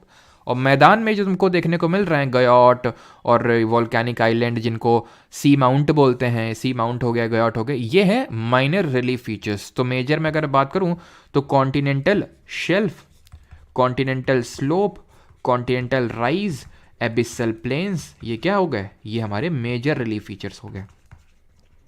इसी ऑर्डर में याद रखना आपको, ठीक है। माइनर की अगर बात करें तो ये जैसे कि वोल्केनिक आर्क है, तो ऐसे माउंटेन बन जाएगा, वोल्केनो अंदर से निकलेगा, तो हमने देखा था वोल्केनिक माउंटेन बन जाएगा, ठीक है। तो उसको बोल देते हैं सी माउंट, जो समुद्र के अंदर माउंटेन है उसको सी माउंट बोल देते हैं। अब ये सी माउंट का क्या निकला हुआ है, जैसे ये सी माउंट है, ठीक है, इसमें वेव्स चलेंगी, इसमें क्या होंगी, ओशन वेव्स चलेंगी, तो इसका टॉप जो है ना वो फ्लैट हो जाएगा इस तरह से, ऐसे ऐसे करके, ऐसे नहीं हो गया, फ्लैट नहीं हो गया ये, क्यों, क्योंकि वेव्स चली ना, तो इसको जो ट्रायंगुलर शेप था उसको बिगाड़ दिया उन्होंने, इसका ऊपर का काट दिया, फ्लैट हो गया, तो ग्योट बन गया। ग्योट इज नथिंग बट, यहाँ पे लिख देता हूँ मैं, ग्योट, ग्योट क्या होता है, फ्लैट टॉप्ड सी माउंट, यानी कि वो सी माउंट जिसका फ्लैट टॉप है, मतलब जो टॉप है वो फ्लैट है, चपटा हुआ है, ठीक है। सी माउंट और ग्योट बस ध्यान रखना है, क्लियर। मिड ओशनिक रिज, ये भी एक मेजर रिलीफ फीचर होगा, वो हम देख चुके हैं, ठीक है। मिड ओशनिक रिज, ठीक है, ये चीज़ क्लियर। अब ये क्या है, बस आखिरी है हमारा, ये है कोरल्स। कोरल्स क्या होता है, कोरल्स होते हैं, इनको कोरल रीफ बोलते हैं, प्रवाल भित्ति बोलते हैं हिंदी में, ठीक है। ये हमें समुद्र के अंदर यहीं पे देखने को मिलते हैं, समुद्र के अंदर ही, इनको हम क्या बोलते हैं, कोरल रीफ्स बोलते हैं। तो क्वेश्चन ये है कि कोरल रीफ्स होते क्या हैं, तो कोरल रीफ्स जो है ना, पहले यहीं पे समझ लो, अच्छा ठीक है, कोरल रीफ होते क्या है। कोरल रीफ की अगर बात करें तो ये दो लोग होते हैं, दो लोग होते हैं, कोरल और रीफ ना, ये दो लोग होते हैं, कोरल्स और जूजैंथले एल्गे, ठीक है, जूजैंथले एल्गे। ये जो एल्गे होते हैं डिग्नोफ्लेट्स होते हैं, क्या होते हैं, डिग्नोफ्लेट्स। ये डिग्नोफ्लेट्स, फ्लैगलेट्स क्या होते हैं, डिग्नोफ्लैगलेट्स। डिग्नोफ्लैगलेट्स का मतलब होता है कलर्ड, कलर्ड जो एल्गे होते हैं, ठीक है, मतलब देख रहे हो कितने कलरफुल हैं, ये येलो, ये ब्लू, ठीक है, ब्राउन, ये सब, ठीक है। तो इनको बोलते हैं जूजैंथले एल्गे, जो होते हैं ना वो कोरल्स के अंदर रहते हैं। तो कोरल और जूजैंथले एल्गे आपस में दोस्ती कर लेते हैं, क्यों, ये जो ऊपर से रोशनी आती दिख रही है सनशाइन है, ये जो सनशाइन है इसका यूज करके एल्गे जो हैं, ये जो एल्गे हैं ये खाना बनाएंगे, ऑक्सीजन रिलीज करेंगे। खाना बनता है, प्लांट ऑटोट्रॉफ्स होते हैं, इतना सबको पता होगा, CO2 लेते हैं, O2 रिलीज करते हैं, O2 रिलीज करेंगे, कोरल सांस लेंगे, कैसे, राहत की सांस लेंगे कोरल, ठीक है। तो आप लोग भी डीप ब्रीथ कर लीजिए, ठीक है, तो आप भी राहत की सांस ले लीजिए। तो कोरल्स को जो है एक तो ऑक्सीजन मिलेगी, दूसरा इनको खाना मिलेगा, और कोरल्स इनको छत प्रोवाइड करेंगे रहने के लिए। ये हमेशा कॉलोनी में रहते हैं, आप देखो, कॉलोनी मतलब एक साथ रहते हैं, क्योंकि अगर अलग रहेंगे वेव्स आएगी, इनका नामो निशान नहीं मिलेगा। एंड क्योंकि कॉलोनी में रहते हैं तो they are very important part of our ecosystem. Region, जो साइक्लोन्स वगैरह आते हैं ना, या फिर सुनामी की वजह से जो वेव्स आती हैं, चाहे साइक्लोन की वजह से वेव्स आ रही हो, चाहे सुनामी की वजह से वेव्स आ रही हो, चाहे टाइडल वेव्स आ रही हो, मेनली तो टाइडल वेव उतनी डिस्ट्रक्टिव नहीं होती, साइक्लोन और सुनामी की बहुत ज़्यादा होती हैं, ठीक है। सुनामी क्या होता है हमने पिछले लेक्चर में देखा था। तो उनके लिए ये एक नेचुरल बैरियर के तौर पे एक्ट करती हैं उन वेव्स के लिए, ठीक। बात ये आती है कि इनके कंडीशन, फेवरेबल कंडीशंस क्या इनके फॉर्मेशन की। पहली बात तो ये है, इनको सॉल्ट वाटर से प्यार है, फ्रेश वाटर से नफरत है। फ्रेश वाटर मतलब नदियों के पानी जिसमें सॉल्ट कंटेंट नहीं है, उससे नफरत है इनको। इससे फ्रेश वाटर से नफरत है, सॉल्ट वाटर से इनको प्यार है। तभी तुमको बिल्कुल कोस्ट में नहीं देखने को मिलेंगी, यहाँ नहीं देखने को मिलेंगी। मैंने पहले ही बताया था कि इस तरह से जो राम सेतु है, इस पर काफ़ी लोग क्वेश्चन करते रहते हैं कि राम सेतु रियल है कि नहीं है, फेक है, ये वो सब। तो बीजेपी के जो एमपी हैं सुब्रमण्यम स्वामी, उन्होंने ये चीज़ को प्रूव किया था कि किस तरह से ये कोरल्स हैं, एंड कोरल्स कभी भी कोस्ट में यहाँ पे नहीं हो सकते हैं, यानी कि इनको मैनुअली आर्टिफिशियल तौर से किसी ने यहाँ पे लाके रखा है। ठीक, तो ये चीज़ है। दूसरा, पहला तो सॉल्ट वाटर हो गया कि सॉल्ट वाटर चाहिए। दूसरा, इनको क्लियर वाटर चाहिए। और कोई गेस करेगा क्लियर वाटर क्यों चाहिए? क्लियर वाटर इनको क्यों चाहिए होगा? सो दैट मडी वाटर नहीं, ध्यान रखना, अगर मडी वाटर लिख दे गलत, क्लियर वाटर चाहिए इसलिए बिकॉज अगर मडी वाटर होगा तो ये सनशाइन आ नहीं पाएगी, सनशाइन आ नहीं पाएगी तो एल्गे खाना कहाँ से बनाएंगे अपना, तो क्लियर वाटर चाहिए। तीसरा, ऑप्टिमम टेम्परेचर चाहिए, ना ज़्यादा ना कम। ऑप्टिमम टेम्परेचर कितना होता है? 23 से लेकर 25 डिग्री सेल्सियस तक रफली। तो सॉल्ट वाटर चाहिए, क्लियर वाटर चाहिए, एंड ऑप्टिमम टेम्परेचर की इनको नीड होती है। तो ये बहुत ज़्यादा गहरे में भी नहीं पाए जाएंगे, वहां तक पाए जाएंगे जहां तक सनशाइन क्लियरली आ रही है इनके पास। क्लियर हो गया? और एक ग्रेट बैरियर रीफ है, ठीक है। कोरल्स के डिफरेंट फॉर्म्स होते हैं, जो कोरल भित्ति होती है उसके, ठीक है। तो उसका एक बैरियर होता है, एक फॉर्म, ग्रेट बैरियर रीफ, वो हमें ऑस्ट्रेलिया के नॉर्थ ईस्टर्न पार्ट में देखने को मिलेगी। आप अगर कभी टर्म सुनो कोरल ब्लीचिंग, तो कोरल ब्लीचिंग का मतलब होता है, कोरल ब्लीचिंग का मतलब होता है कोरल की ब्लीचिंग होना। अभी इनकी ब्लीचिंग कैसे हो सकती है? जब ओशन का हमारा जो टेम्परेचर है वो बढ़ेगा। कैसे बढ़ेगा? बिकॉज CO2 का इंटेक इनमें बढ़ जाएगा, CO2 एब्जॉर्ब करने की पावर में ज़्यादा होती है, तो इनका टेम्परेचर बढ़ेगा। जब टेम्परेचर इनका बढ़ेगा तो इनको जो ऑप्टिमम टेम्परेचर चाहिए उससे ज़्यादा टेम्परेचर हो जाएगा, तो इनकी ब्लीचिंग हो जाएगी, ख़राब हो जाएंगे, ये इनको नुकसान पहुँचेगा, जो कि हम पहुँचने देना नहीं चाहते हैं। क्यों? क्योंकि अभी बताया इकोसिस्टम का बहुत इंपॉर्टेंट पार्ट होते हैं कोरल ब्लीचिंग। ये क्या है? ये अटोल है। अटोल क्या होते हैं? माइनर रिलीफ फीचर होते हैं ओशन के। होता क्या है, जैसे कि फॉर एग्जांपल ये हमारा कोई माउंटेन है, सी माउंट है, ठीक है, इसके अराउंड क्या होते हैं? Coral deposit. इनको कुछ सपोर्ट चाहिए डेवलप होने के लिए, इनको कोई सपोर्ट चाहिए, ठीक है। तो ये सपोर्ट इन्होंने ले लिया यहाँ से, इन्होंने यहाँ से सपोर्ट ले लिया इसका, इसके किनारे किनारे वो हो गए। अब ये भाई साहब या तो वेव्स की वजह से वेव्स की वजह से इनका ऊपर का समाप्त हो गया, या डूब गए किसी कारणवश, तो बचेगा क्या? इस तरह का स्ट्रक्चर बचेगा गोल गोल, ठीक है। जैसे कि पता नहीं क्यों अजीब सा एग्जांपल आ रहा दिमाग में कि जैसे नहीं हम लोग साइकिल जैसे जब चलाना सीखते हैं, तो साइकिल चलाना सब लोग ऑलमोस्ट ऐसे सीखते हैं कि भाई पीछे से, मतलब जैसे कि कोई भी जो आपको सिखा रहा है तो बोल रहा है कि हाँ ठीक है हम पकड़े हुए हैं, तो हम बस हमें पता हुआ हाँ हाँ कि पकड़े हुए और हम चलाते जाते हैं, है ना। तो वैसे ही समझ लो कि लोगों को भी लग रहा है कि हाँ हाँ अभी तो माउंटेन है, लेकिन माउंटेन जा चुका है, और ये जो स्ट्रक्चर बना ये है अटोल, इसको अटोल बोलते हैं। खत्म हो गया लेक्चर आपका, ठीक है। किसी कोई डाउट हो तो पूछ लीजिए, देन हम स्टार्ट करते हैं क्वेश्चंस। ग्लोबल वार्मिंग किससे होती है, ये भी क्वेश्चन था। किस में? CSIR में। तो ये तो अभी किया था ना हम लोगों ने, एनवायरनमेंट एंड इकोलॉजी का लेक्चर, इसलिए तो डाले थे, पूरा उसमें समझा है कि ग्लोबल वार्मिंग कैसे होती है, ठीक है। ग्लोबल वार्मिंग का मतलब होता है हमारे टेम्परेचर, जो एटमॉस्फेरिक टेम्परेचर है वो रेज हो जाना। वो रेज क्यों होता है? बिकॉज हमारी जो गैसेज होती हैं, जो ग्रीन हाउस गैसेज होती हैं, वो ज़्यादा बढ़ जाती हैं। जैसे कि वाटर वेपर, वो तो ठीक है जितना है, लेकिन CO2 बहुत बढ़ा रहे हैं हम अपने एटमॉस्फेयर में, ठीक है। वो हम एटमॉस्फेयर चैप्टर में हमें समझ में आएगा। तो CO2 एक ग्रीन हाउस गैस है जो हीट को ट्रैप कर लेती है, तो वो ग्लोबल वार्मिंग कॉज करती है। ग्लोबल वार्मिंग गलत बात नहीं है, ग्लोबल वार्मिंग नहीं होगा तो हम एग्जिस्ट कर नहीं सकते, हम रह नहीं सकते हैं। एंटार्क्टिका की तरह बर्फ़ जम जाएगी यहाँ पे, लेकिन CO2 हम इतनी ज़्यादा डाल रहे हैं एटमॉस्फेयर में कि बहुत ज़्यादा टेम्परेचर इंक्रीज़ हो रहा है, उसकी वजह से ग्लोबल वार्मिंग बढ़ रही है। उसकी वजह से बहुत सारी चीज़ें हो रही हैं। ओशन का वाटर का टेम्परेचर रेज हो रहा है, जैसे कोरल ब्लीचिंग जैसे हमें फिनोमिना देखने को मिल रहे हैं। कोरल इतना छोटा सा नहीं होता, ये तुम इतना, ये क्या पिक्चर में बस दिख रहा है क्या? पिक्चर में बस दिख रहा है। बहुत कॉलोनी की फॉर्म में एग्जिस्ट करते हैं, बहुत ज़्यादा लंबे लंबे होते हैं ये, ठीक है। और इनको हम पॉलिप्स के नाम से भी जानते हैं, ध्यान रखना, पॉलिप्स, कोरल पॉलिप्स भी बोलते हैं। SSC JEE में आए हैं क्वेश्चन इससे। अच्छा राहुल, तभी आप कर पाएंगे क्वेश्चंस को। अब इसमें कौन सा डबल मीनिंग और ट्रिपल मीनिंग आ गया? कहाँ तुमको खुद का दिमाग सही कर लो मैंने कुछ डबल मीनिंग और ट्रिपल मीनिंग नहीं बोला यहाँ पे।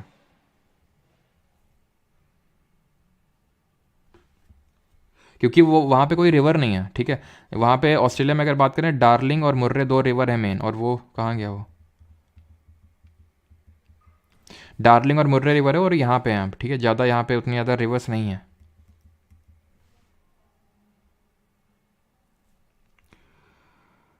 मिनी गोवा एंड लक्षद्वीप किससे बने हैं? वो भी आपके कोरल से ही बने हैं ज़्यादातर, ठीक है। जैसे कि यहाँ पे वो मैं बताऊंगा, जैसे कि हमारा Andaman Nicobar group of island है ना, ये हमारे हिमालय का एक्सटेंशन है। अराकान योमा म्यांमार में है, हिमालय का एक्सटेंशन, उसी का एक्सटेंशन है Andaman and Nicobar. Lakshadweep mainly coral से बने हुए हैं। ऐसा नहीं कि अंडमान निकोबार में कुछ कोरल से कुछ बना ही नहीं हुआ है, बट मेनली हमारे जो लक्षद्वीप है वो कोरल रीफ से बने हुए हैं। Quartz and igneous relation. Quartz एक मिनरल है जिससे कि ज़्यादातर हमारी इग्नियस और सेडिमेंट्री रॉक बनी हुई है। जनवरी करंट अफेयर का पीडीएफ ऐप में कौन सी सेक्शन में है? ये कोर्सेज सेक्शन में है, ठीक है। और it is available to download. और कल क्विज़ होगी जिन लोगों ने जो लोग हैं उसमें कोर्स, मतलब ये करंट अफेयर वाले कोर्स में, ठीक है। उसमें जिन लोगों को नहीं पता, मतलब 6 महीने का सब्सक्रिप्शन है 200 में। जो लोग बैच में हैं इस वाले बैच में, तो एसएससी कोड का यूज़ करेंगे तो आई थिंक 130 समथिंग का ऐसा कुछ पड़ जाएगा, और उससे कम देख लेना, ठीक है।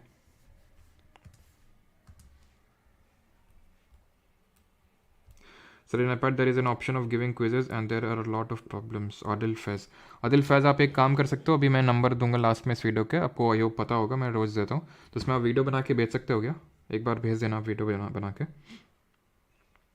सरगैसो सी बॉर्डरलेस है तो इंटेंडेड कैसे हुआ? रैंडोंड्रन में इंटेंडेड अटलांटिक ओशन की बात करूँ, सरगैसो सी की नहीं। Sargasso Sea is a part of Atlantic Ocean. Atlantic Ocean intended है, वो सरगैसो उसका पार्ट है बस एक।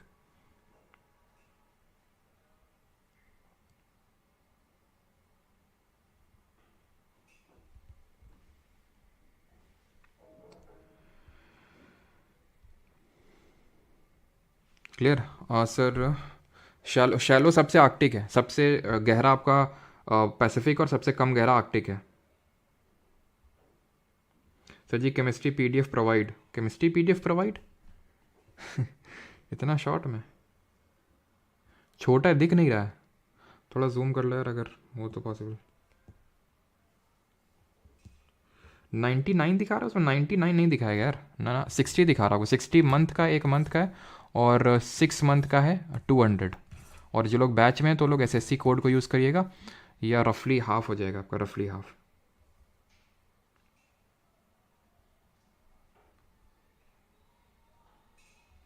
चलिए स्टार्ट करते हैं, अभी आपको डाउट्स खत्म हो गया तो सेलेक्ट दी फॉल्स स्टेटमेंट। यहाँ पे आपको फॉल्स स्टेटमेंट, बैकाल रॉक्स हमने नहीं पढ़ा, बैकाल रॉक्स के बारे में तो रुक जाओ, ठीक है, लेकिन लोड नहीं लेना कि पता नहीं। लेकिन ये चीज़ अपने दिमाग में, बैक ऑफ द माइंड में रख लेना कि फॉल्स स्टेटमेंट पूछा अपन से, ठीक है, तो ये बहुत इंपॉर्टेंट होता है।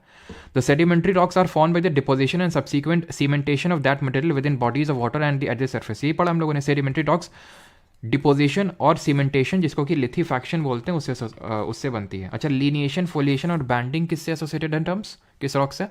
तो दूसरा सही है। मेटामॉर्फिक रॉक्स में be formed simply by being deep beneath the earth's surface subjected to high pressure and the great amount of pressure of the rocks। बिल्कुल, जब पीवीटी चेंजेस होते हैं, बहुत ज़्यादा अमाउंट ऑफ प्रेशर लगता है तो मेटामॉर्फिक रॉक बन जाता है। Igneous rock is form through cooling and solidification of magma, ये भी सही है, तो गलत कौन सा हुआ? Simple. Lineation, foliation and banding ये हमारे एसोसिएटेड टर्म से, किससे? मेटामॉर्फिक रॉक से, ठीक है।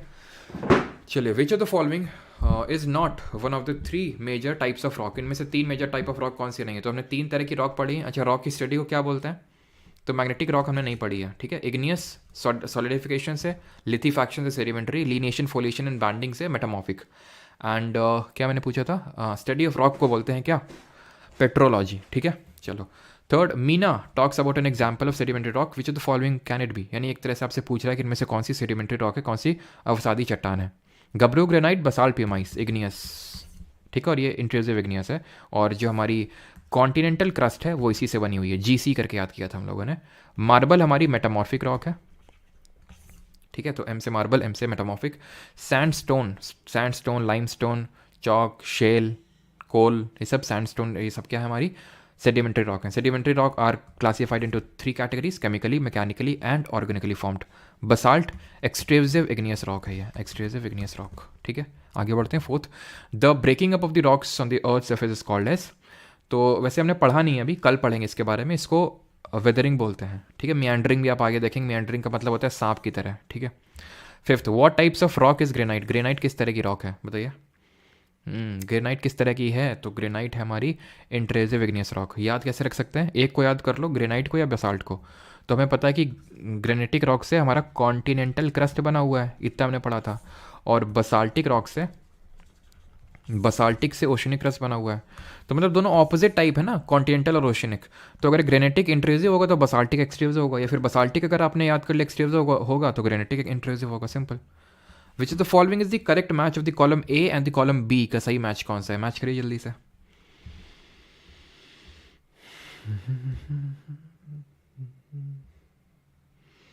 अमिताभ, चैन, वृंदा, निकिता, पंपा, सबका सही है।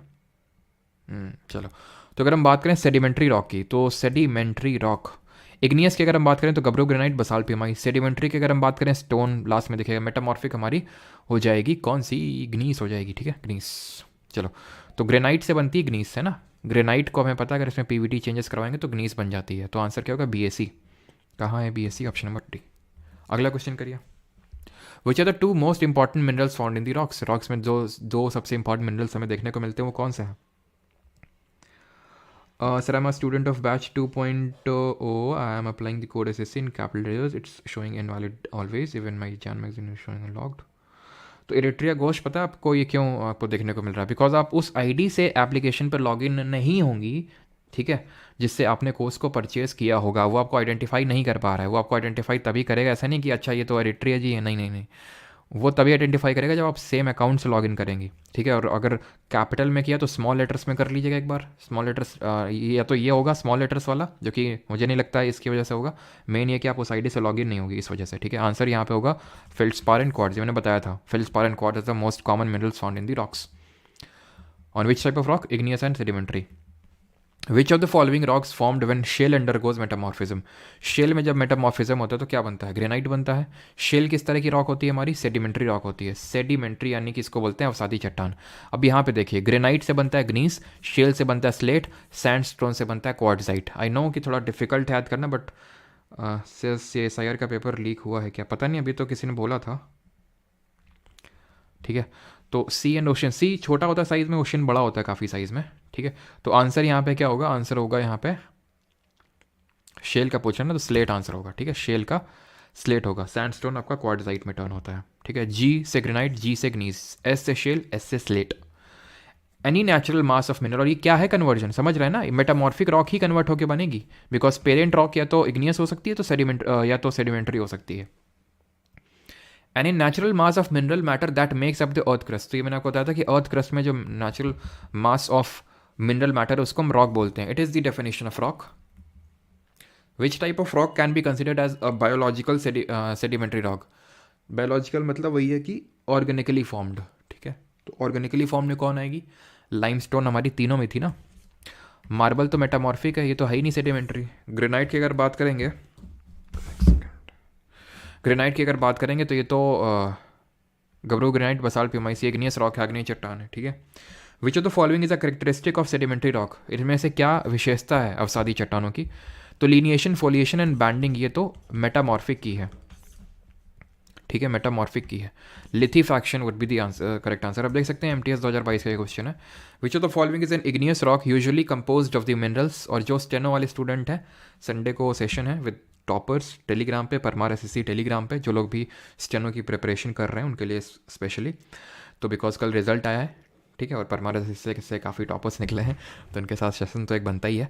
तो which of the following is an igneous rock usually compose of the mineral quartz, feldspar, mica, and that is formed when hot molten rock cools relatively slowly underground. अंदर ही अंदर वो जाता है। That means talking about intrusive igneous rock या फिर plutonic rocks, ठीक है। तो होगी तो इग्नियस ही। तो एम्फीबिलॉइट तो ये मेटामॉर्फिक होती है, ग्नाइस भी, ठीक है, ये मेटामॉर्फिक हो जाएंगी। सिल स्टोन लगा होगा, सेडिमेंट्री होगी, खत्म, ग्रेनाइट, ठीक है। इग्नियस रॉक है, और इग्नियस हमने देखा था क्वार्ट्ज और फेल्ड्स्पार से बनती है, तो उससे कर लेते हैं, या फिर हॉट मॉल्टेन जब मैग्मा या फिर लावा कूल डाउन होता है तो सबसे पहले हमारी इग्नियस रॉक ही बनती है। एंड यहाँ पे सिर्फ ग्रेनाइट ही इग्नियस रॉक है। Namita talks about an example of metamorphic rock. Which of the following can it be? Namita रूपांतरित चट्टानों के लिए एक उदाहरण के बारे में बता रही हैं, तो ये निम्नलिखित में से कौन हो सकता है? यानी मेटामॉर्फिक रॉक का एग्जाम्पल आपसे पूछ रहा है। हेलाइट की अगर हम बात करें तो ये हमारी होती है सेडिमेंट्री रॉक, ठीक है, अवसादी चट्टान होती है, ये होती है मेटामॉर्फिक, तो ये आंसर हो जाएगा। ये सेडिमेंट्री होती है और ये भी सेडिमेंट्री ही होती है, ठीक। The steep rocky coast rising almost vertically above sea water is called as. नहीं पढ़ें, कल पढ़ेंगे, बोलते इसको सी क्लिफ है, लेकिन कल पढ़ेंगे इसके बारे में, ठीक है। The core of great Himalayas is made up of, तो जो महान हिमालय उसका मूल भाग किससे बना हुआ है? अगेन हम लोग हिमालय वाले चैप्टर में भी इसको पढ़ेंगे, लेकिन याद कर लीजिए ग्रेनाइट से बना हुआ है कोर ऑफ ग्रेन हमारा हिमालयस, ठीक है। 16th, which of the following is determines the colour, texture, chemical properties, minerals content and permeability of soil. तो जो सॉइल है तो उसका, जैसे कि हम बोलते हैं ये इग्नियस रॉक है, ये सॉरी इग्नियस रॉक है, ये एलुवियल सॉइल है या फिर रेड सॉइल है। तो रेड सॉइल क्यों है? क्योंकि जिस रॉक से, जो सॉइल है वो रॉक से बनती है, सालों लगते हैं, लाखों साल लगते हैं, ठीक है। तो वो रॉक से सॉइल बनी, तो जब सॉइल बनी ना तो उसका कलर रेड इसलिए है बिकॉज जो उसकी पेरेंट रॉक थी वो रेड कलर की होगी, जिसमें आयरन का कंटेंट होगा, आयरन ऑक्साइड का कंटेंट होगा। तो पेरेंट रॉक जो है वो किसी भी सॉइल का डिटरमाइन करती है कि उसका कंटेंट या फिर टेक्सचर कैसा होगा। मशरूम रॉक्स अगेन कल पढ़ेंगे, ये आपको देखने को मिलता है, ग्लेशियल नहीं, डिपोजिशन सी वेव्स नहीं, वाटर नहीं, विंड इरोजन की वजह से देखने को मिलता है, इस तरह की रॉक होती है वो, ठीक है, वो कल देखेंगे हम लोग। What type of rocks were once igneous or sedimentary but have metamorphized as a result of intense heat or pressure? सबका सही है, आनंद, समाप्ति, अंजलि, संजू, प्रियंका, अभिषेक, पाटीदार, अनुराधा, सबका सही है। तो अगर हम बात करें तो यहाँ से किसके बारे में पूछ रहा है? मेटामॉर्फिक रॉक का एग्जांपल हमसे पूछ रहा है। बसाल्ट, इग्नियस है, सैंडस्टोन, सेडिमेंट्री, क्वार्ट्जाइट सही आंसर हो जाएगा। क्वार्ट्ज नहीं, क्वार्ट्ज मिनरल है, ध्यान रखना, ठीक है। ग्रेनाइट कैसा है? ये भी इग्नियस रॉक है। Igneous, sedimentary, igneous. कैसा इग्नियस? एक्सक्लूसिव इग्नियस, ठीक है। What resources is found in sedimentary rock on the western and eastern flanks of the peninsula in Gujarat? तो कौन से हमें रिसोर्सेज मिलते हैं? वही कॉन्टिनेंटल शेल्फ में। कॉन्टिनेंटल शेल्फ मतलब वो मुंबई हाई, ऑफशोर, ये सब, यहाँ पे हम पेट्रोलियम निकालते हैं, तेल निकालते हैं, ठीक है। अगला है 20th, which of the following rocks float on water? बताइए, ग्रेनाइट, ऑब्सीडियन, प्यूमाइस, स्लेट। तो मैंने आपको बताया भी था, याद आ रहा है आपको? कौन सी रॉक पोरस होती है, बहुत पोरस होती है, इसकी वजह से ये फ्लोट करने लगती है वाटर में, तो ये होगी आपकी प्यूमाइस। गब्रो ग्रेनाइट, बसाल्ट, प्यूमाइस, यानी कि इग्नियस रॉक है, ठीक है। आगे बढ़ते हैं। विच of the following is coarse grain igneous rock that contains quartz and feldspar? Quartz and feldspar किस में देखने को मिलता है मेनली हमें? बिल्कुल सही है, भूमिका, रजनीश, मुग्धा, सही है सभी का। तो सही आंसर यहाँ पे होगा ऑप्शन नंबर ए, ग्रेनाइट, ठीक है। बसाल्ट भी आपकी इग्नियस ही है, लेकिन quartz and feldspar mainly granite. Granite का हमारा कोर जो हिमालय का वो ग्रेनाइट का बना हुआ है। मार्बल हमारा कैसा है? मार्बल हमारा मेटामॉर्फिक रॉक है। Which of the following types of rocks are found by the lithification process? Lithification मतलब वही कॉम्पैक्शन वाला। तो कौन बनता है इससे? हमारा सेडिमेंट्री रॉक, यानी कि अवसादी, ठीक है, अवसादी चट्टान है। लीनिएशन, फोलिएशन, बैंडिंग, ये जो हमारे टर्म्स हैं एसोसिएटेड है मेटामॉर्फिक रॉक से। Dash plains are form due to the weathering of soluble rocks such as limestone and dolomite. तो वेदरिंग से बनते हैं। अब वेदरिंग का मतलब वही है कि एक्सोजेनस एजेंट्स काम कर रहे हैं, बाहरी एजेंट्स काम कर रहे हैं, विंड, वाटर, ग्लेशियर, उसको तोड़ेंगे, उसको ट्रांसपोर्ट करेंगे, उसका कॉम्पैक्शन एंड लिथिफैक्शन करेंगे एंड बना देंगे सेडिमेंट्री रॉक, ठीक है। अब आते हैं कॉन्टिनेंट्स एंड ओशियंस वाले क्वेश्चंस पे। मैंने भी 2.0 बैच परचेज़ किया, बट ऐप में लाइव क्लास का नोटिफिकेशन ही नहीं आ रहा है। अरे भैया सैंडी जी, लाइव क्लास तो यहीं पे चलती है ना, यूट्यूब पे ही, फिर ये रिकॉर्डेड फॉर्मेट में जाती है एप्लीकेशन पे, तो इसलिए आपको नोटिफिकेशन वहाँ थोड़ी ना आएगा, यूट्यूब से नोटिफिकेशन आएगा, है ना। आइडेंटिफाई द मीनिंग ऑफ कॉन्टिनेंटैलिटी पढ़ाया नहीं अभी, और आगे हम पढ़ेंगे इसके बारे में, अच्छे से पढ़ेंगे, बहुत अच्छे से पढ़ेंगे। अगर आप कर सकते हैं तो कर लीजिए। यहाँ पे वेरी हॉट ड्यूरिंग सॉरी उल्टा लिखा हुआ है, very hot during summer and very cold, इसका मतलब ये होता है, लेकिन अगर नहीं पता तो एकदम स्किप मारिए इसको अभी, ठीक है। हम आगे पढ़ेंगे। विच is the largest continent in the world? तो चाहे पॉपुलेशन के टर्म से बात कर लो, चाहे एरिया के टर्म से बात कर लो, रोमन विश्वास, लेकिन स्पैम मत करो तो जीडी के लिए कोई टिप्स दे दो जीके का, और लास्ट में रोमन। अभी क्वेश्चन पे फोकस करो, ठीक है। 18 में कन्फ्यूजन है, क्या कन्फ्यूजन 18 में? एक second.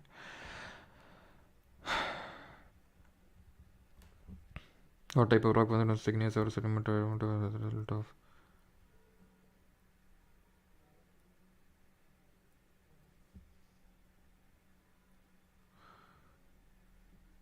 What type of rocks were once igneous or sorry, तो क्वार्ट्जाइट ही तो होगा आंसर, मेटामॉर्फिक रॉक होगा ना इसका आंसर, दिक्कत क्या है, यही आंसर होगा।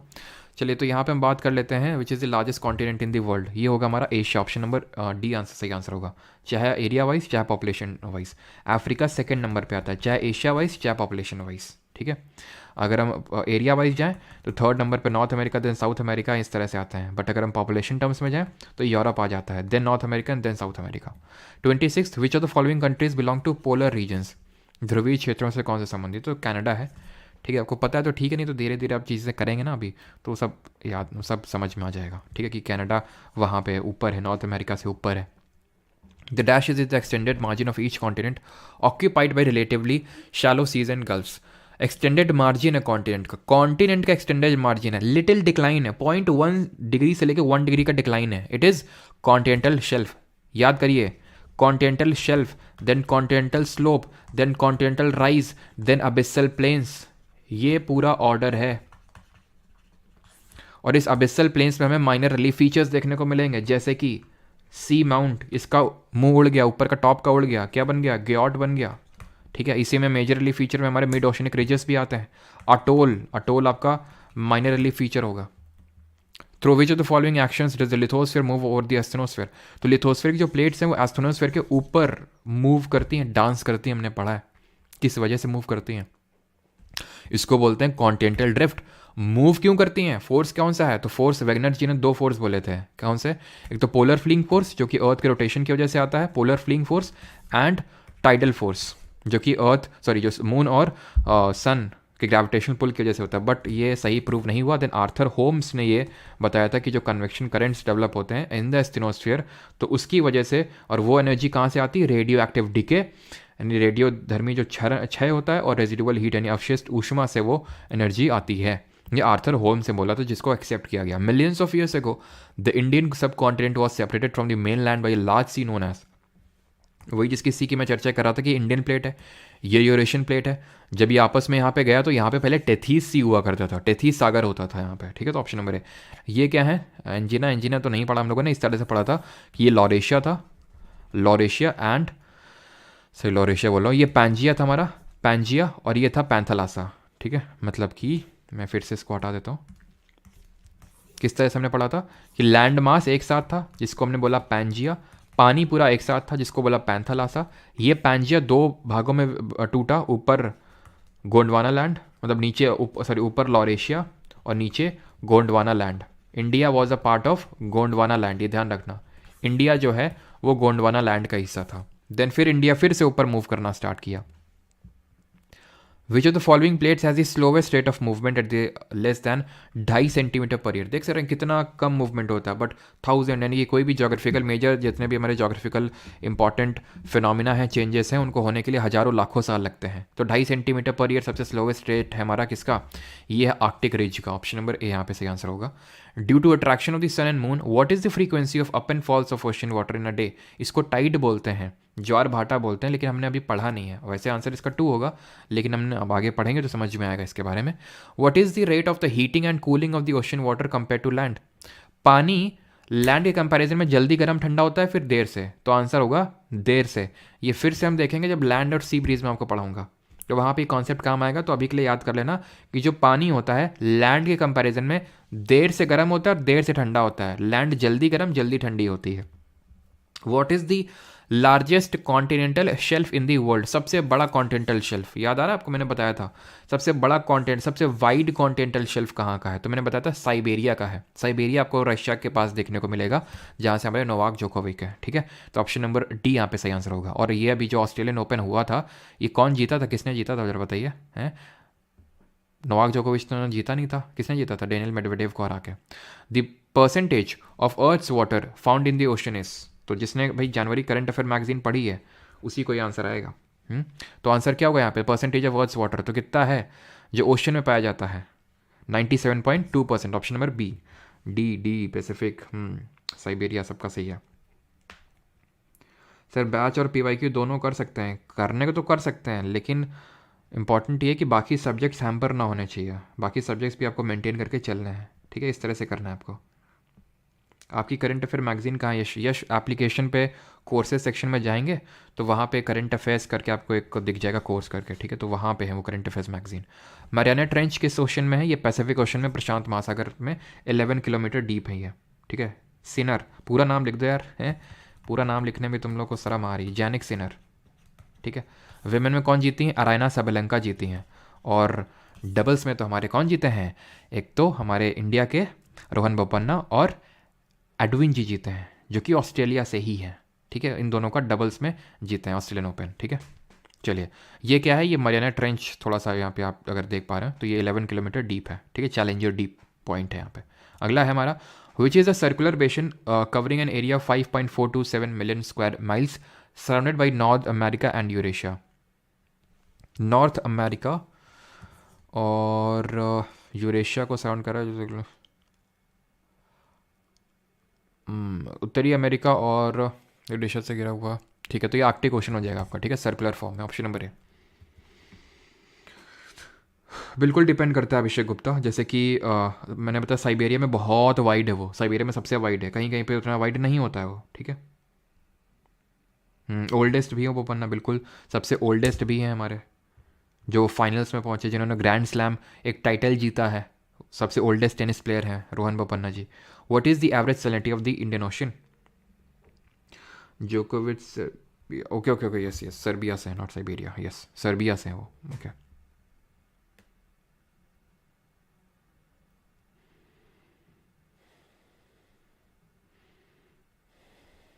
चलो, तो एवरेज सैलिनिटी की बात पूछिए, तो सबसे सलाइन कौन सा था, हमने क्या पढ़ा था? सबसे सलाइन तो हमारा अटलांटिक था, लेकिन अगर हम बात करें इंडियन, तो ये 32 से लेके 37, यानी रफली 35 पार्ट्स पर थाउजेंड, यानी 1000 ग्राम अगर ले लेंगे, यानी 1 किलो का पानी ले लेंगे, तो उसमें कितना सॉल्ट कंटेंट है, दैट इज उसको बोलते हैं। ये क्या है, ये मैडम क्यों लेटी हुई है यहाँ पे?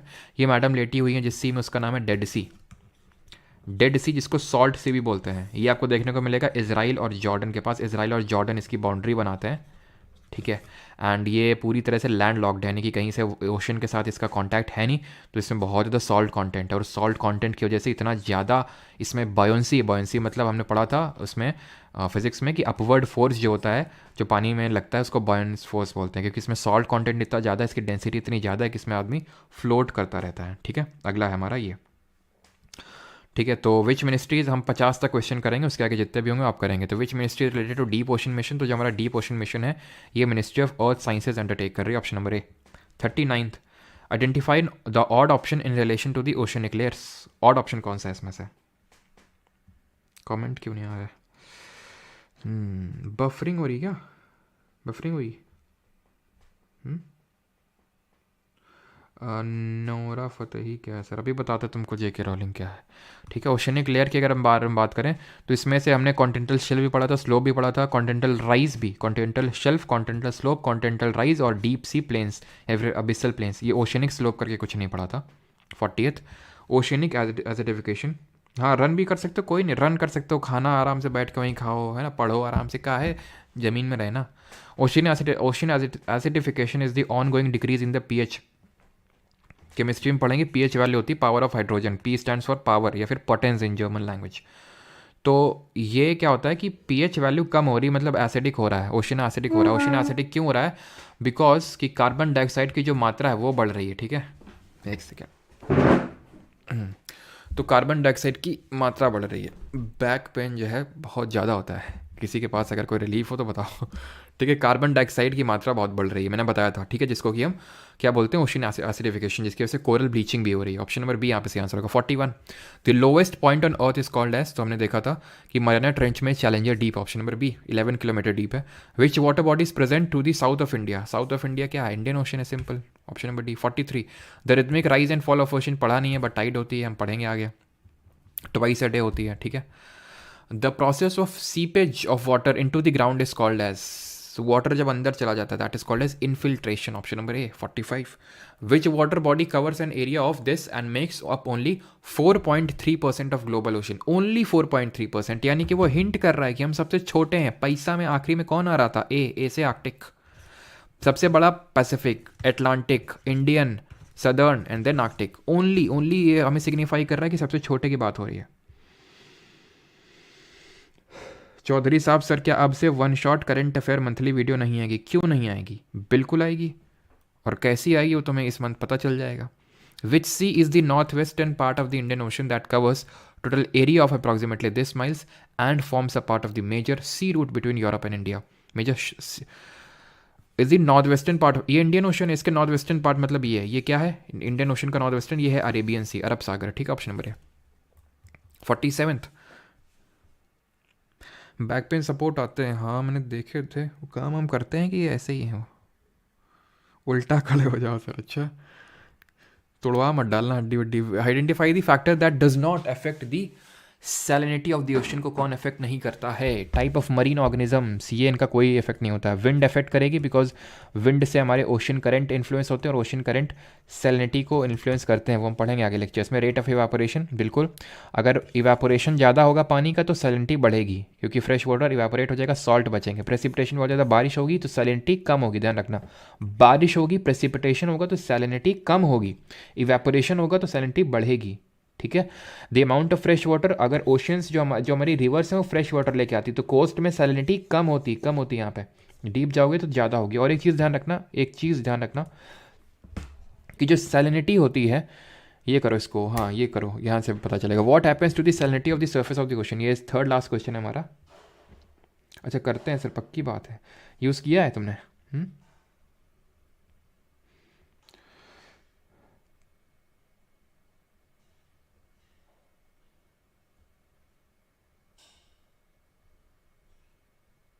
चलो, तो अगर हम बात करें सैलिनिटी ऊपर से नीचे में बढ़ती है, ठीक है। क्यों? क्योंकि जो सॉल्ट होते हैं वो डेंसर होते हैं, तो नीचे जाएंगे तो सेटल डाउन करेंगे तो सैलिनिटी बढ़ेगी, increases. What happens to the salinity of the surface of the ocean, decreases by the loss of water. ये खैर क्वेश्चन अलग है, ध्यान रखना इसमें कि जो सैलिनिटी होती है ऊपर से नीचे जाने में बढ़ती है, लेकिन एक ऐसी लाइन आती है हेलोक लाइन जिसको बोलते हैं। हेलो का मतलब ध्यान रखना, halo is a root word for salinity. जहाँ से सैलिनिटी एकदम से बढ़ती है उसको हेलोक लाइन बोलते हैं। ऊपर से नीचे जाने में टेम्परेचर ओशन का घटेगा कि बढ़ेगा, ये कमेंट बताइए। तो salinity increases by the precipitation, गलत है ये। पानी बरसेगा तो सैलिनिटी लवणता कम होगी। Decreases by the loss of water to ice और इवेपोरेशन, इंक्रीजेस यानी कि आंसर इन्हीं में से होगा। डिक्रीजेस बाय द ट्रांसपिरेशन, देखो loss of water to ice और इवेपोरेशन, आइस जो होता है इवेपोरेशन हो जाएगा तो यानी कि सैलिनिटी बढ़ेगी, ऑप्शन नंबर सी। आइस जो बनती है, जो ग्लेशियर बनते हैं, ग्लेशियर फ्रेश वाटर का सोर्स होते हैं। सबसे ज़्यादा जो फ्रेश वाटर है, पीने योग्य पानी है, वो आइस कैप्स एंड ग्लेशियर्स में ही देखने को मिलता है। तो जब आइस कैप्स एंड ग्लेशियर्स बनते हैं तो फ्रेश वाटर होता है, सैलिनिटी हटा देते हैं वो, तो इंक्रीज कर जाएगी सैलिनिटी। टेम्परेचर जो होता है ऊपर से नीचे जाने में, ऊपर सनलाइट आती है तो टेम्परेचर ज़्यादा होगा, नीचे सनलाइट नहीं जाती तो टेम्परेचर कम होगा। एक ऐसी लाइन होती है जिससे नीचे जाने में टेम्परेचर रैपिडली डिक्रीज होता है and that is called as thermocline. Thermo is a root word for temperature, तो हेलोक्लाइन और थर्मोक्लाइन याद रखिएगा। Second last question of the day, identify the shallowest part of the ocean, एकदम आसान question है ना। तो हमारी उसके बाद जो हमारा कोस्ट होता है उसके बाद कॉन्टिनेंटल शेल स्टार्ट होती है जिसकी 0.1 डिग्री समथिंग एक तरह से डिक्रीज, मतलब वो एलिवेशन होता है, ठीक है। Continental shelf, slope, then rise, then abyssal plains. The last question for the day is which water body is the world's third largest ocean spread over an area of this on the Earth's surface? तो third largest, Pacific, Atlantic, Indian, पैसा यानी Indian, option number D. अब जितने question है ये सब आप करेंगे, आपके लिए होमवर्क है, ठीक है। 62, चलिए। हाँ समझ गया, इनविंसिबल आपने यूज़ किया है और पक्की बात है हम भी यूज़ करेंगे अब। हाँ प्राची, कटियार, अंशिका, शिवानी, पंपा, अमिता, सबका सही है। और ज़्यादातर लड़कियों को ही मैसेज क्यों देखते हैं भाई? लड़के मतलब क्या आंसर नहीं आते क्या तुम लोग को? हैं? कृष्णा कौशिक सी, हाँ सही है। चलो तो, और ये जिन लोगों को भी बहुत लोग होते हैं कि सर वो वीडियो कहाँ गई जो आपने कल लिया था, तो ये सर बैच की वीडियोस हैं जो लाइव स्ट्रीम फ्री होती हैं यूट्यूब पे। अगर आपको रिकॉर्डेड फॉर्म में and notes and written notes चाहिए तो वो आपको यहाँ पे मिल जाएंगे एप्लीकेशन में अंदर, ठीक है। 2 कोर्स दिखेंगे आपको, जो 2.0 वाला होगा वो है आपका जो अभी रनिंग बैच है। रिकॉर्डेड वाले में सारी चीज़ें पहले ही हो चुकी हैं, ज़्यादा कोई डिफरेंस नहीं है, but I would advise you कि 2.0 में अगर आप एनरोल करेंगे तो ज़्यादा सही रहेगा, ठीक है। अगर आपको नीड है तो, ज़बरदस्ती नहीं है कोई, है ना। अगर नीड है तभी, है ना। हाँ चिराग आपसे बात करी है प्लीज़ सर।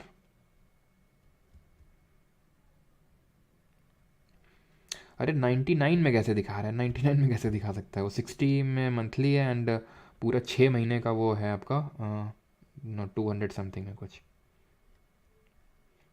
गुड नाइट सभी को। चलो अंकित गुड नाइट, शिवानी सभी को good night. Why sea water is saline, Shubhra पूछ रहा है। सी वाटर सेलाइन इसलिए होता है बिकॉज वहाँ पे हमें सॉल्ट मिलते हैं, सॉल्ट जो होते हैं वो सेलाइन बना जाते हैं, वहाँ पे सॉल्ट मिलते हैं इसलिए। ठीक है, चलिए भाई, थैंक यू सभी को, मिलते हैं कल, धन्यवाद।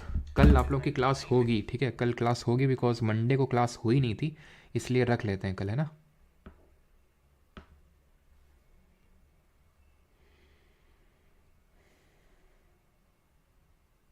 सर सीपीयू का अलग जी क्या होता है क्या है?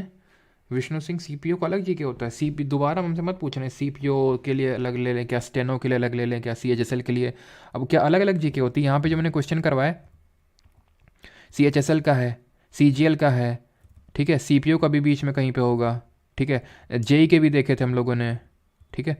तो ये क्वेश्चन मत पूछा करो कि ये एमटीएस के क्वेश्चन है कि मतलब इसके लिए कौन सा कोर्स होगा, सब एक ही है, ठीक है। ये माइंडसेट हटा दो एकदम कि सीजीएल का अलग, सीपीयू का अलग, हम अलग हैं, वी आर डिफरेंट, कोई अलग नहीं हो तुम, ठीक है। टाइम 6 PM तो नहीं हो पाएगा। चलो भाई, 37 में क्या देखना है? 37 अब बता रहे, रुको देख लेते हैं। 37 क्या 35 पर पार्ट्स पर 1000 ही होता है? मतलब 32 से 37 के बीच में तो 35 ही होगा ना, ठीक है। चलिए भाई, थैंक यू सभी को। तो डेड सी का सबसे ज़्यादा होता है, मैंने बताया था आपको, ठीक है, डेड सी का सबसे ज़्यादा होता है। रफली आप ये मान के चलो कि आई थिंक लगभग इसका मतलब सबसे ज़्यादा तो आई थिंक लेक वन जो है टर्की में, उसका भी इतना ही है ऑलमोस्ट, ठीक है, 240 230 के समथिंग, ठीक है। इसका रफली डेड सी का 240 है सैलिनिटी समथिंग, ठीक है। चलिए, थैंक यू सभी को, मिलते हैं कल।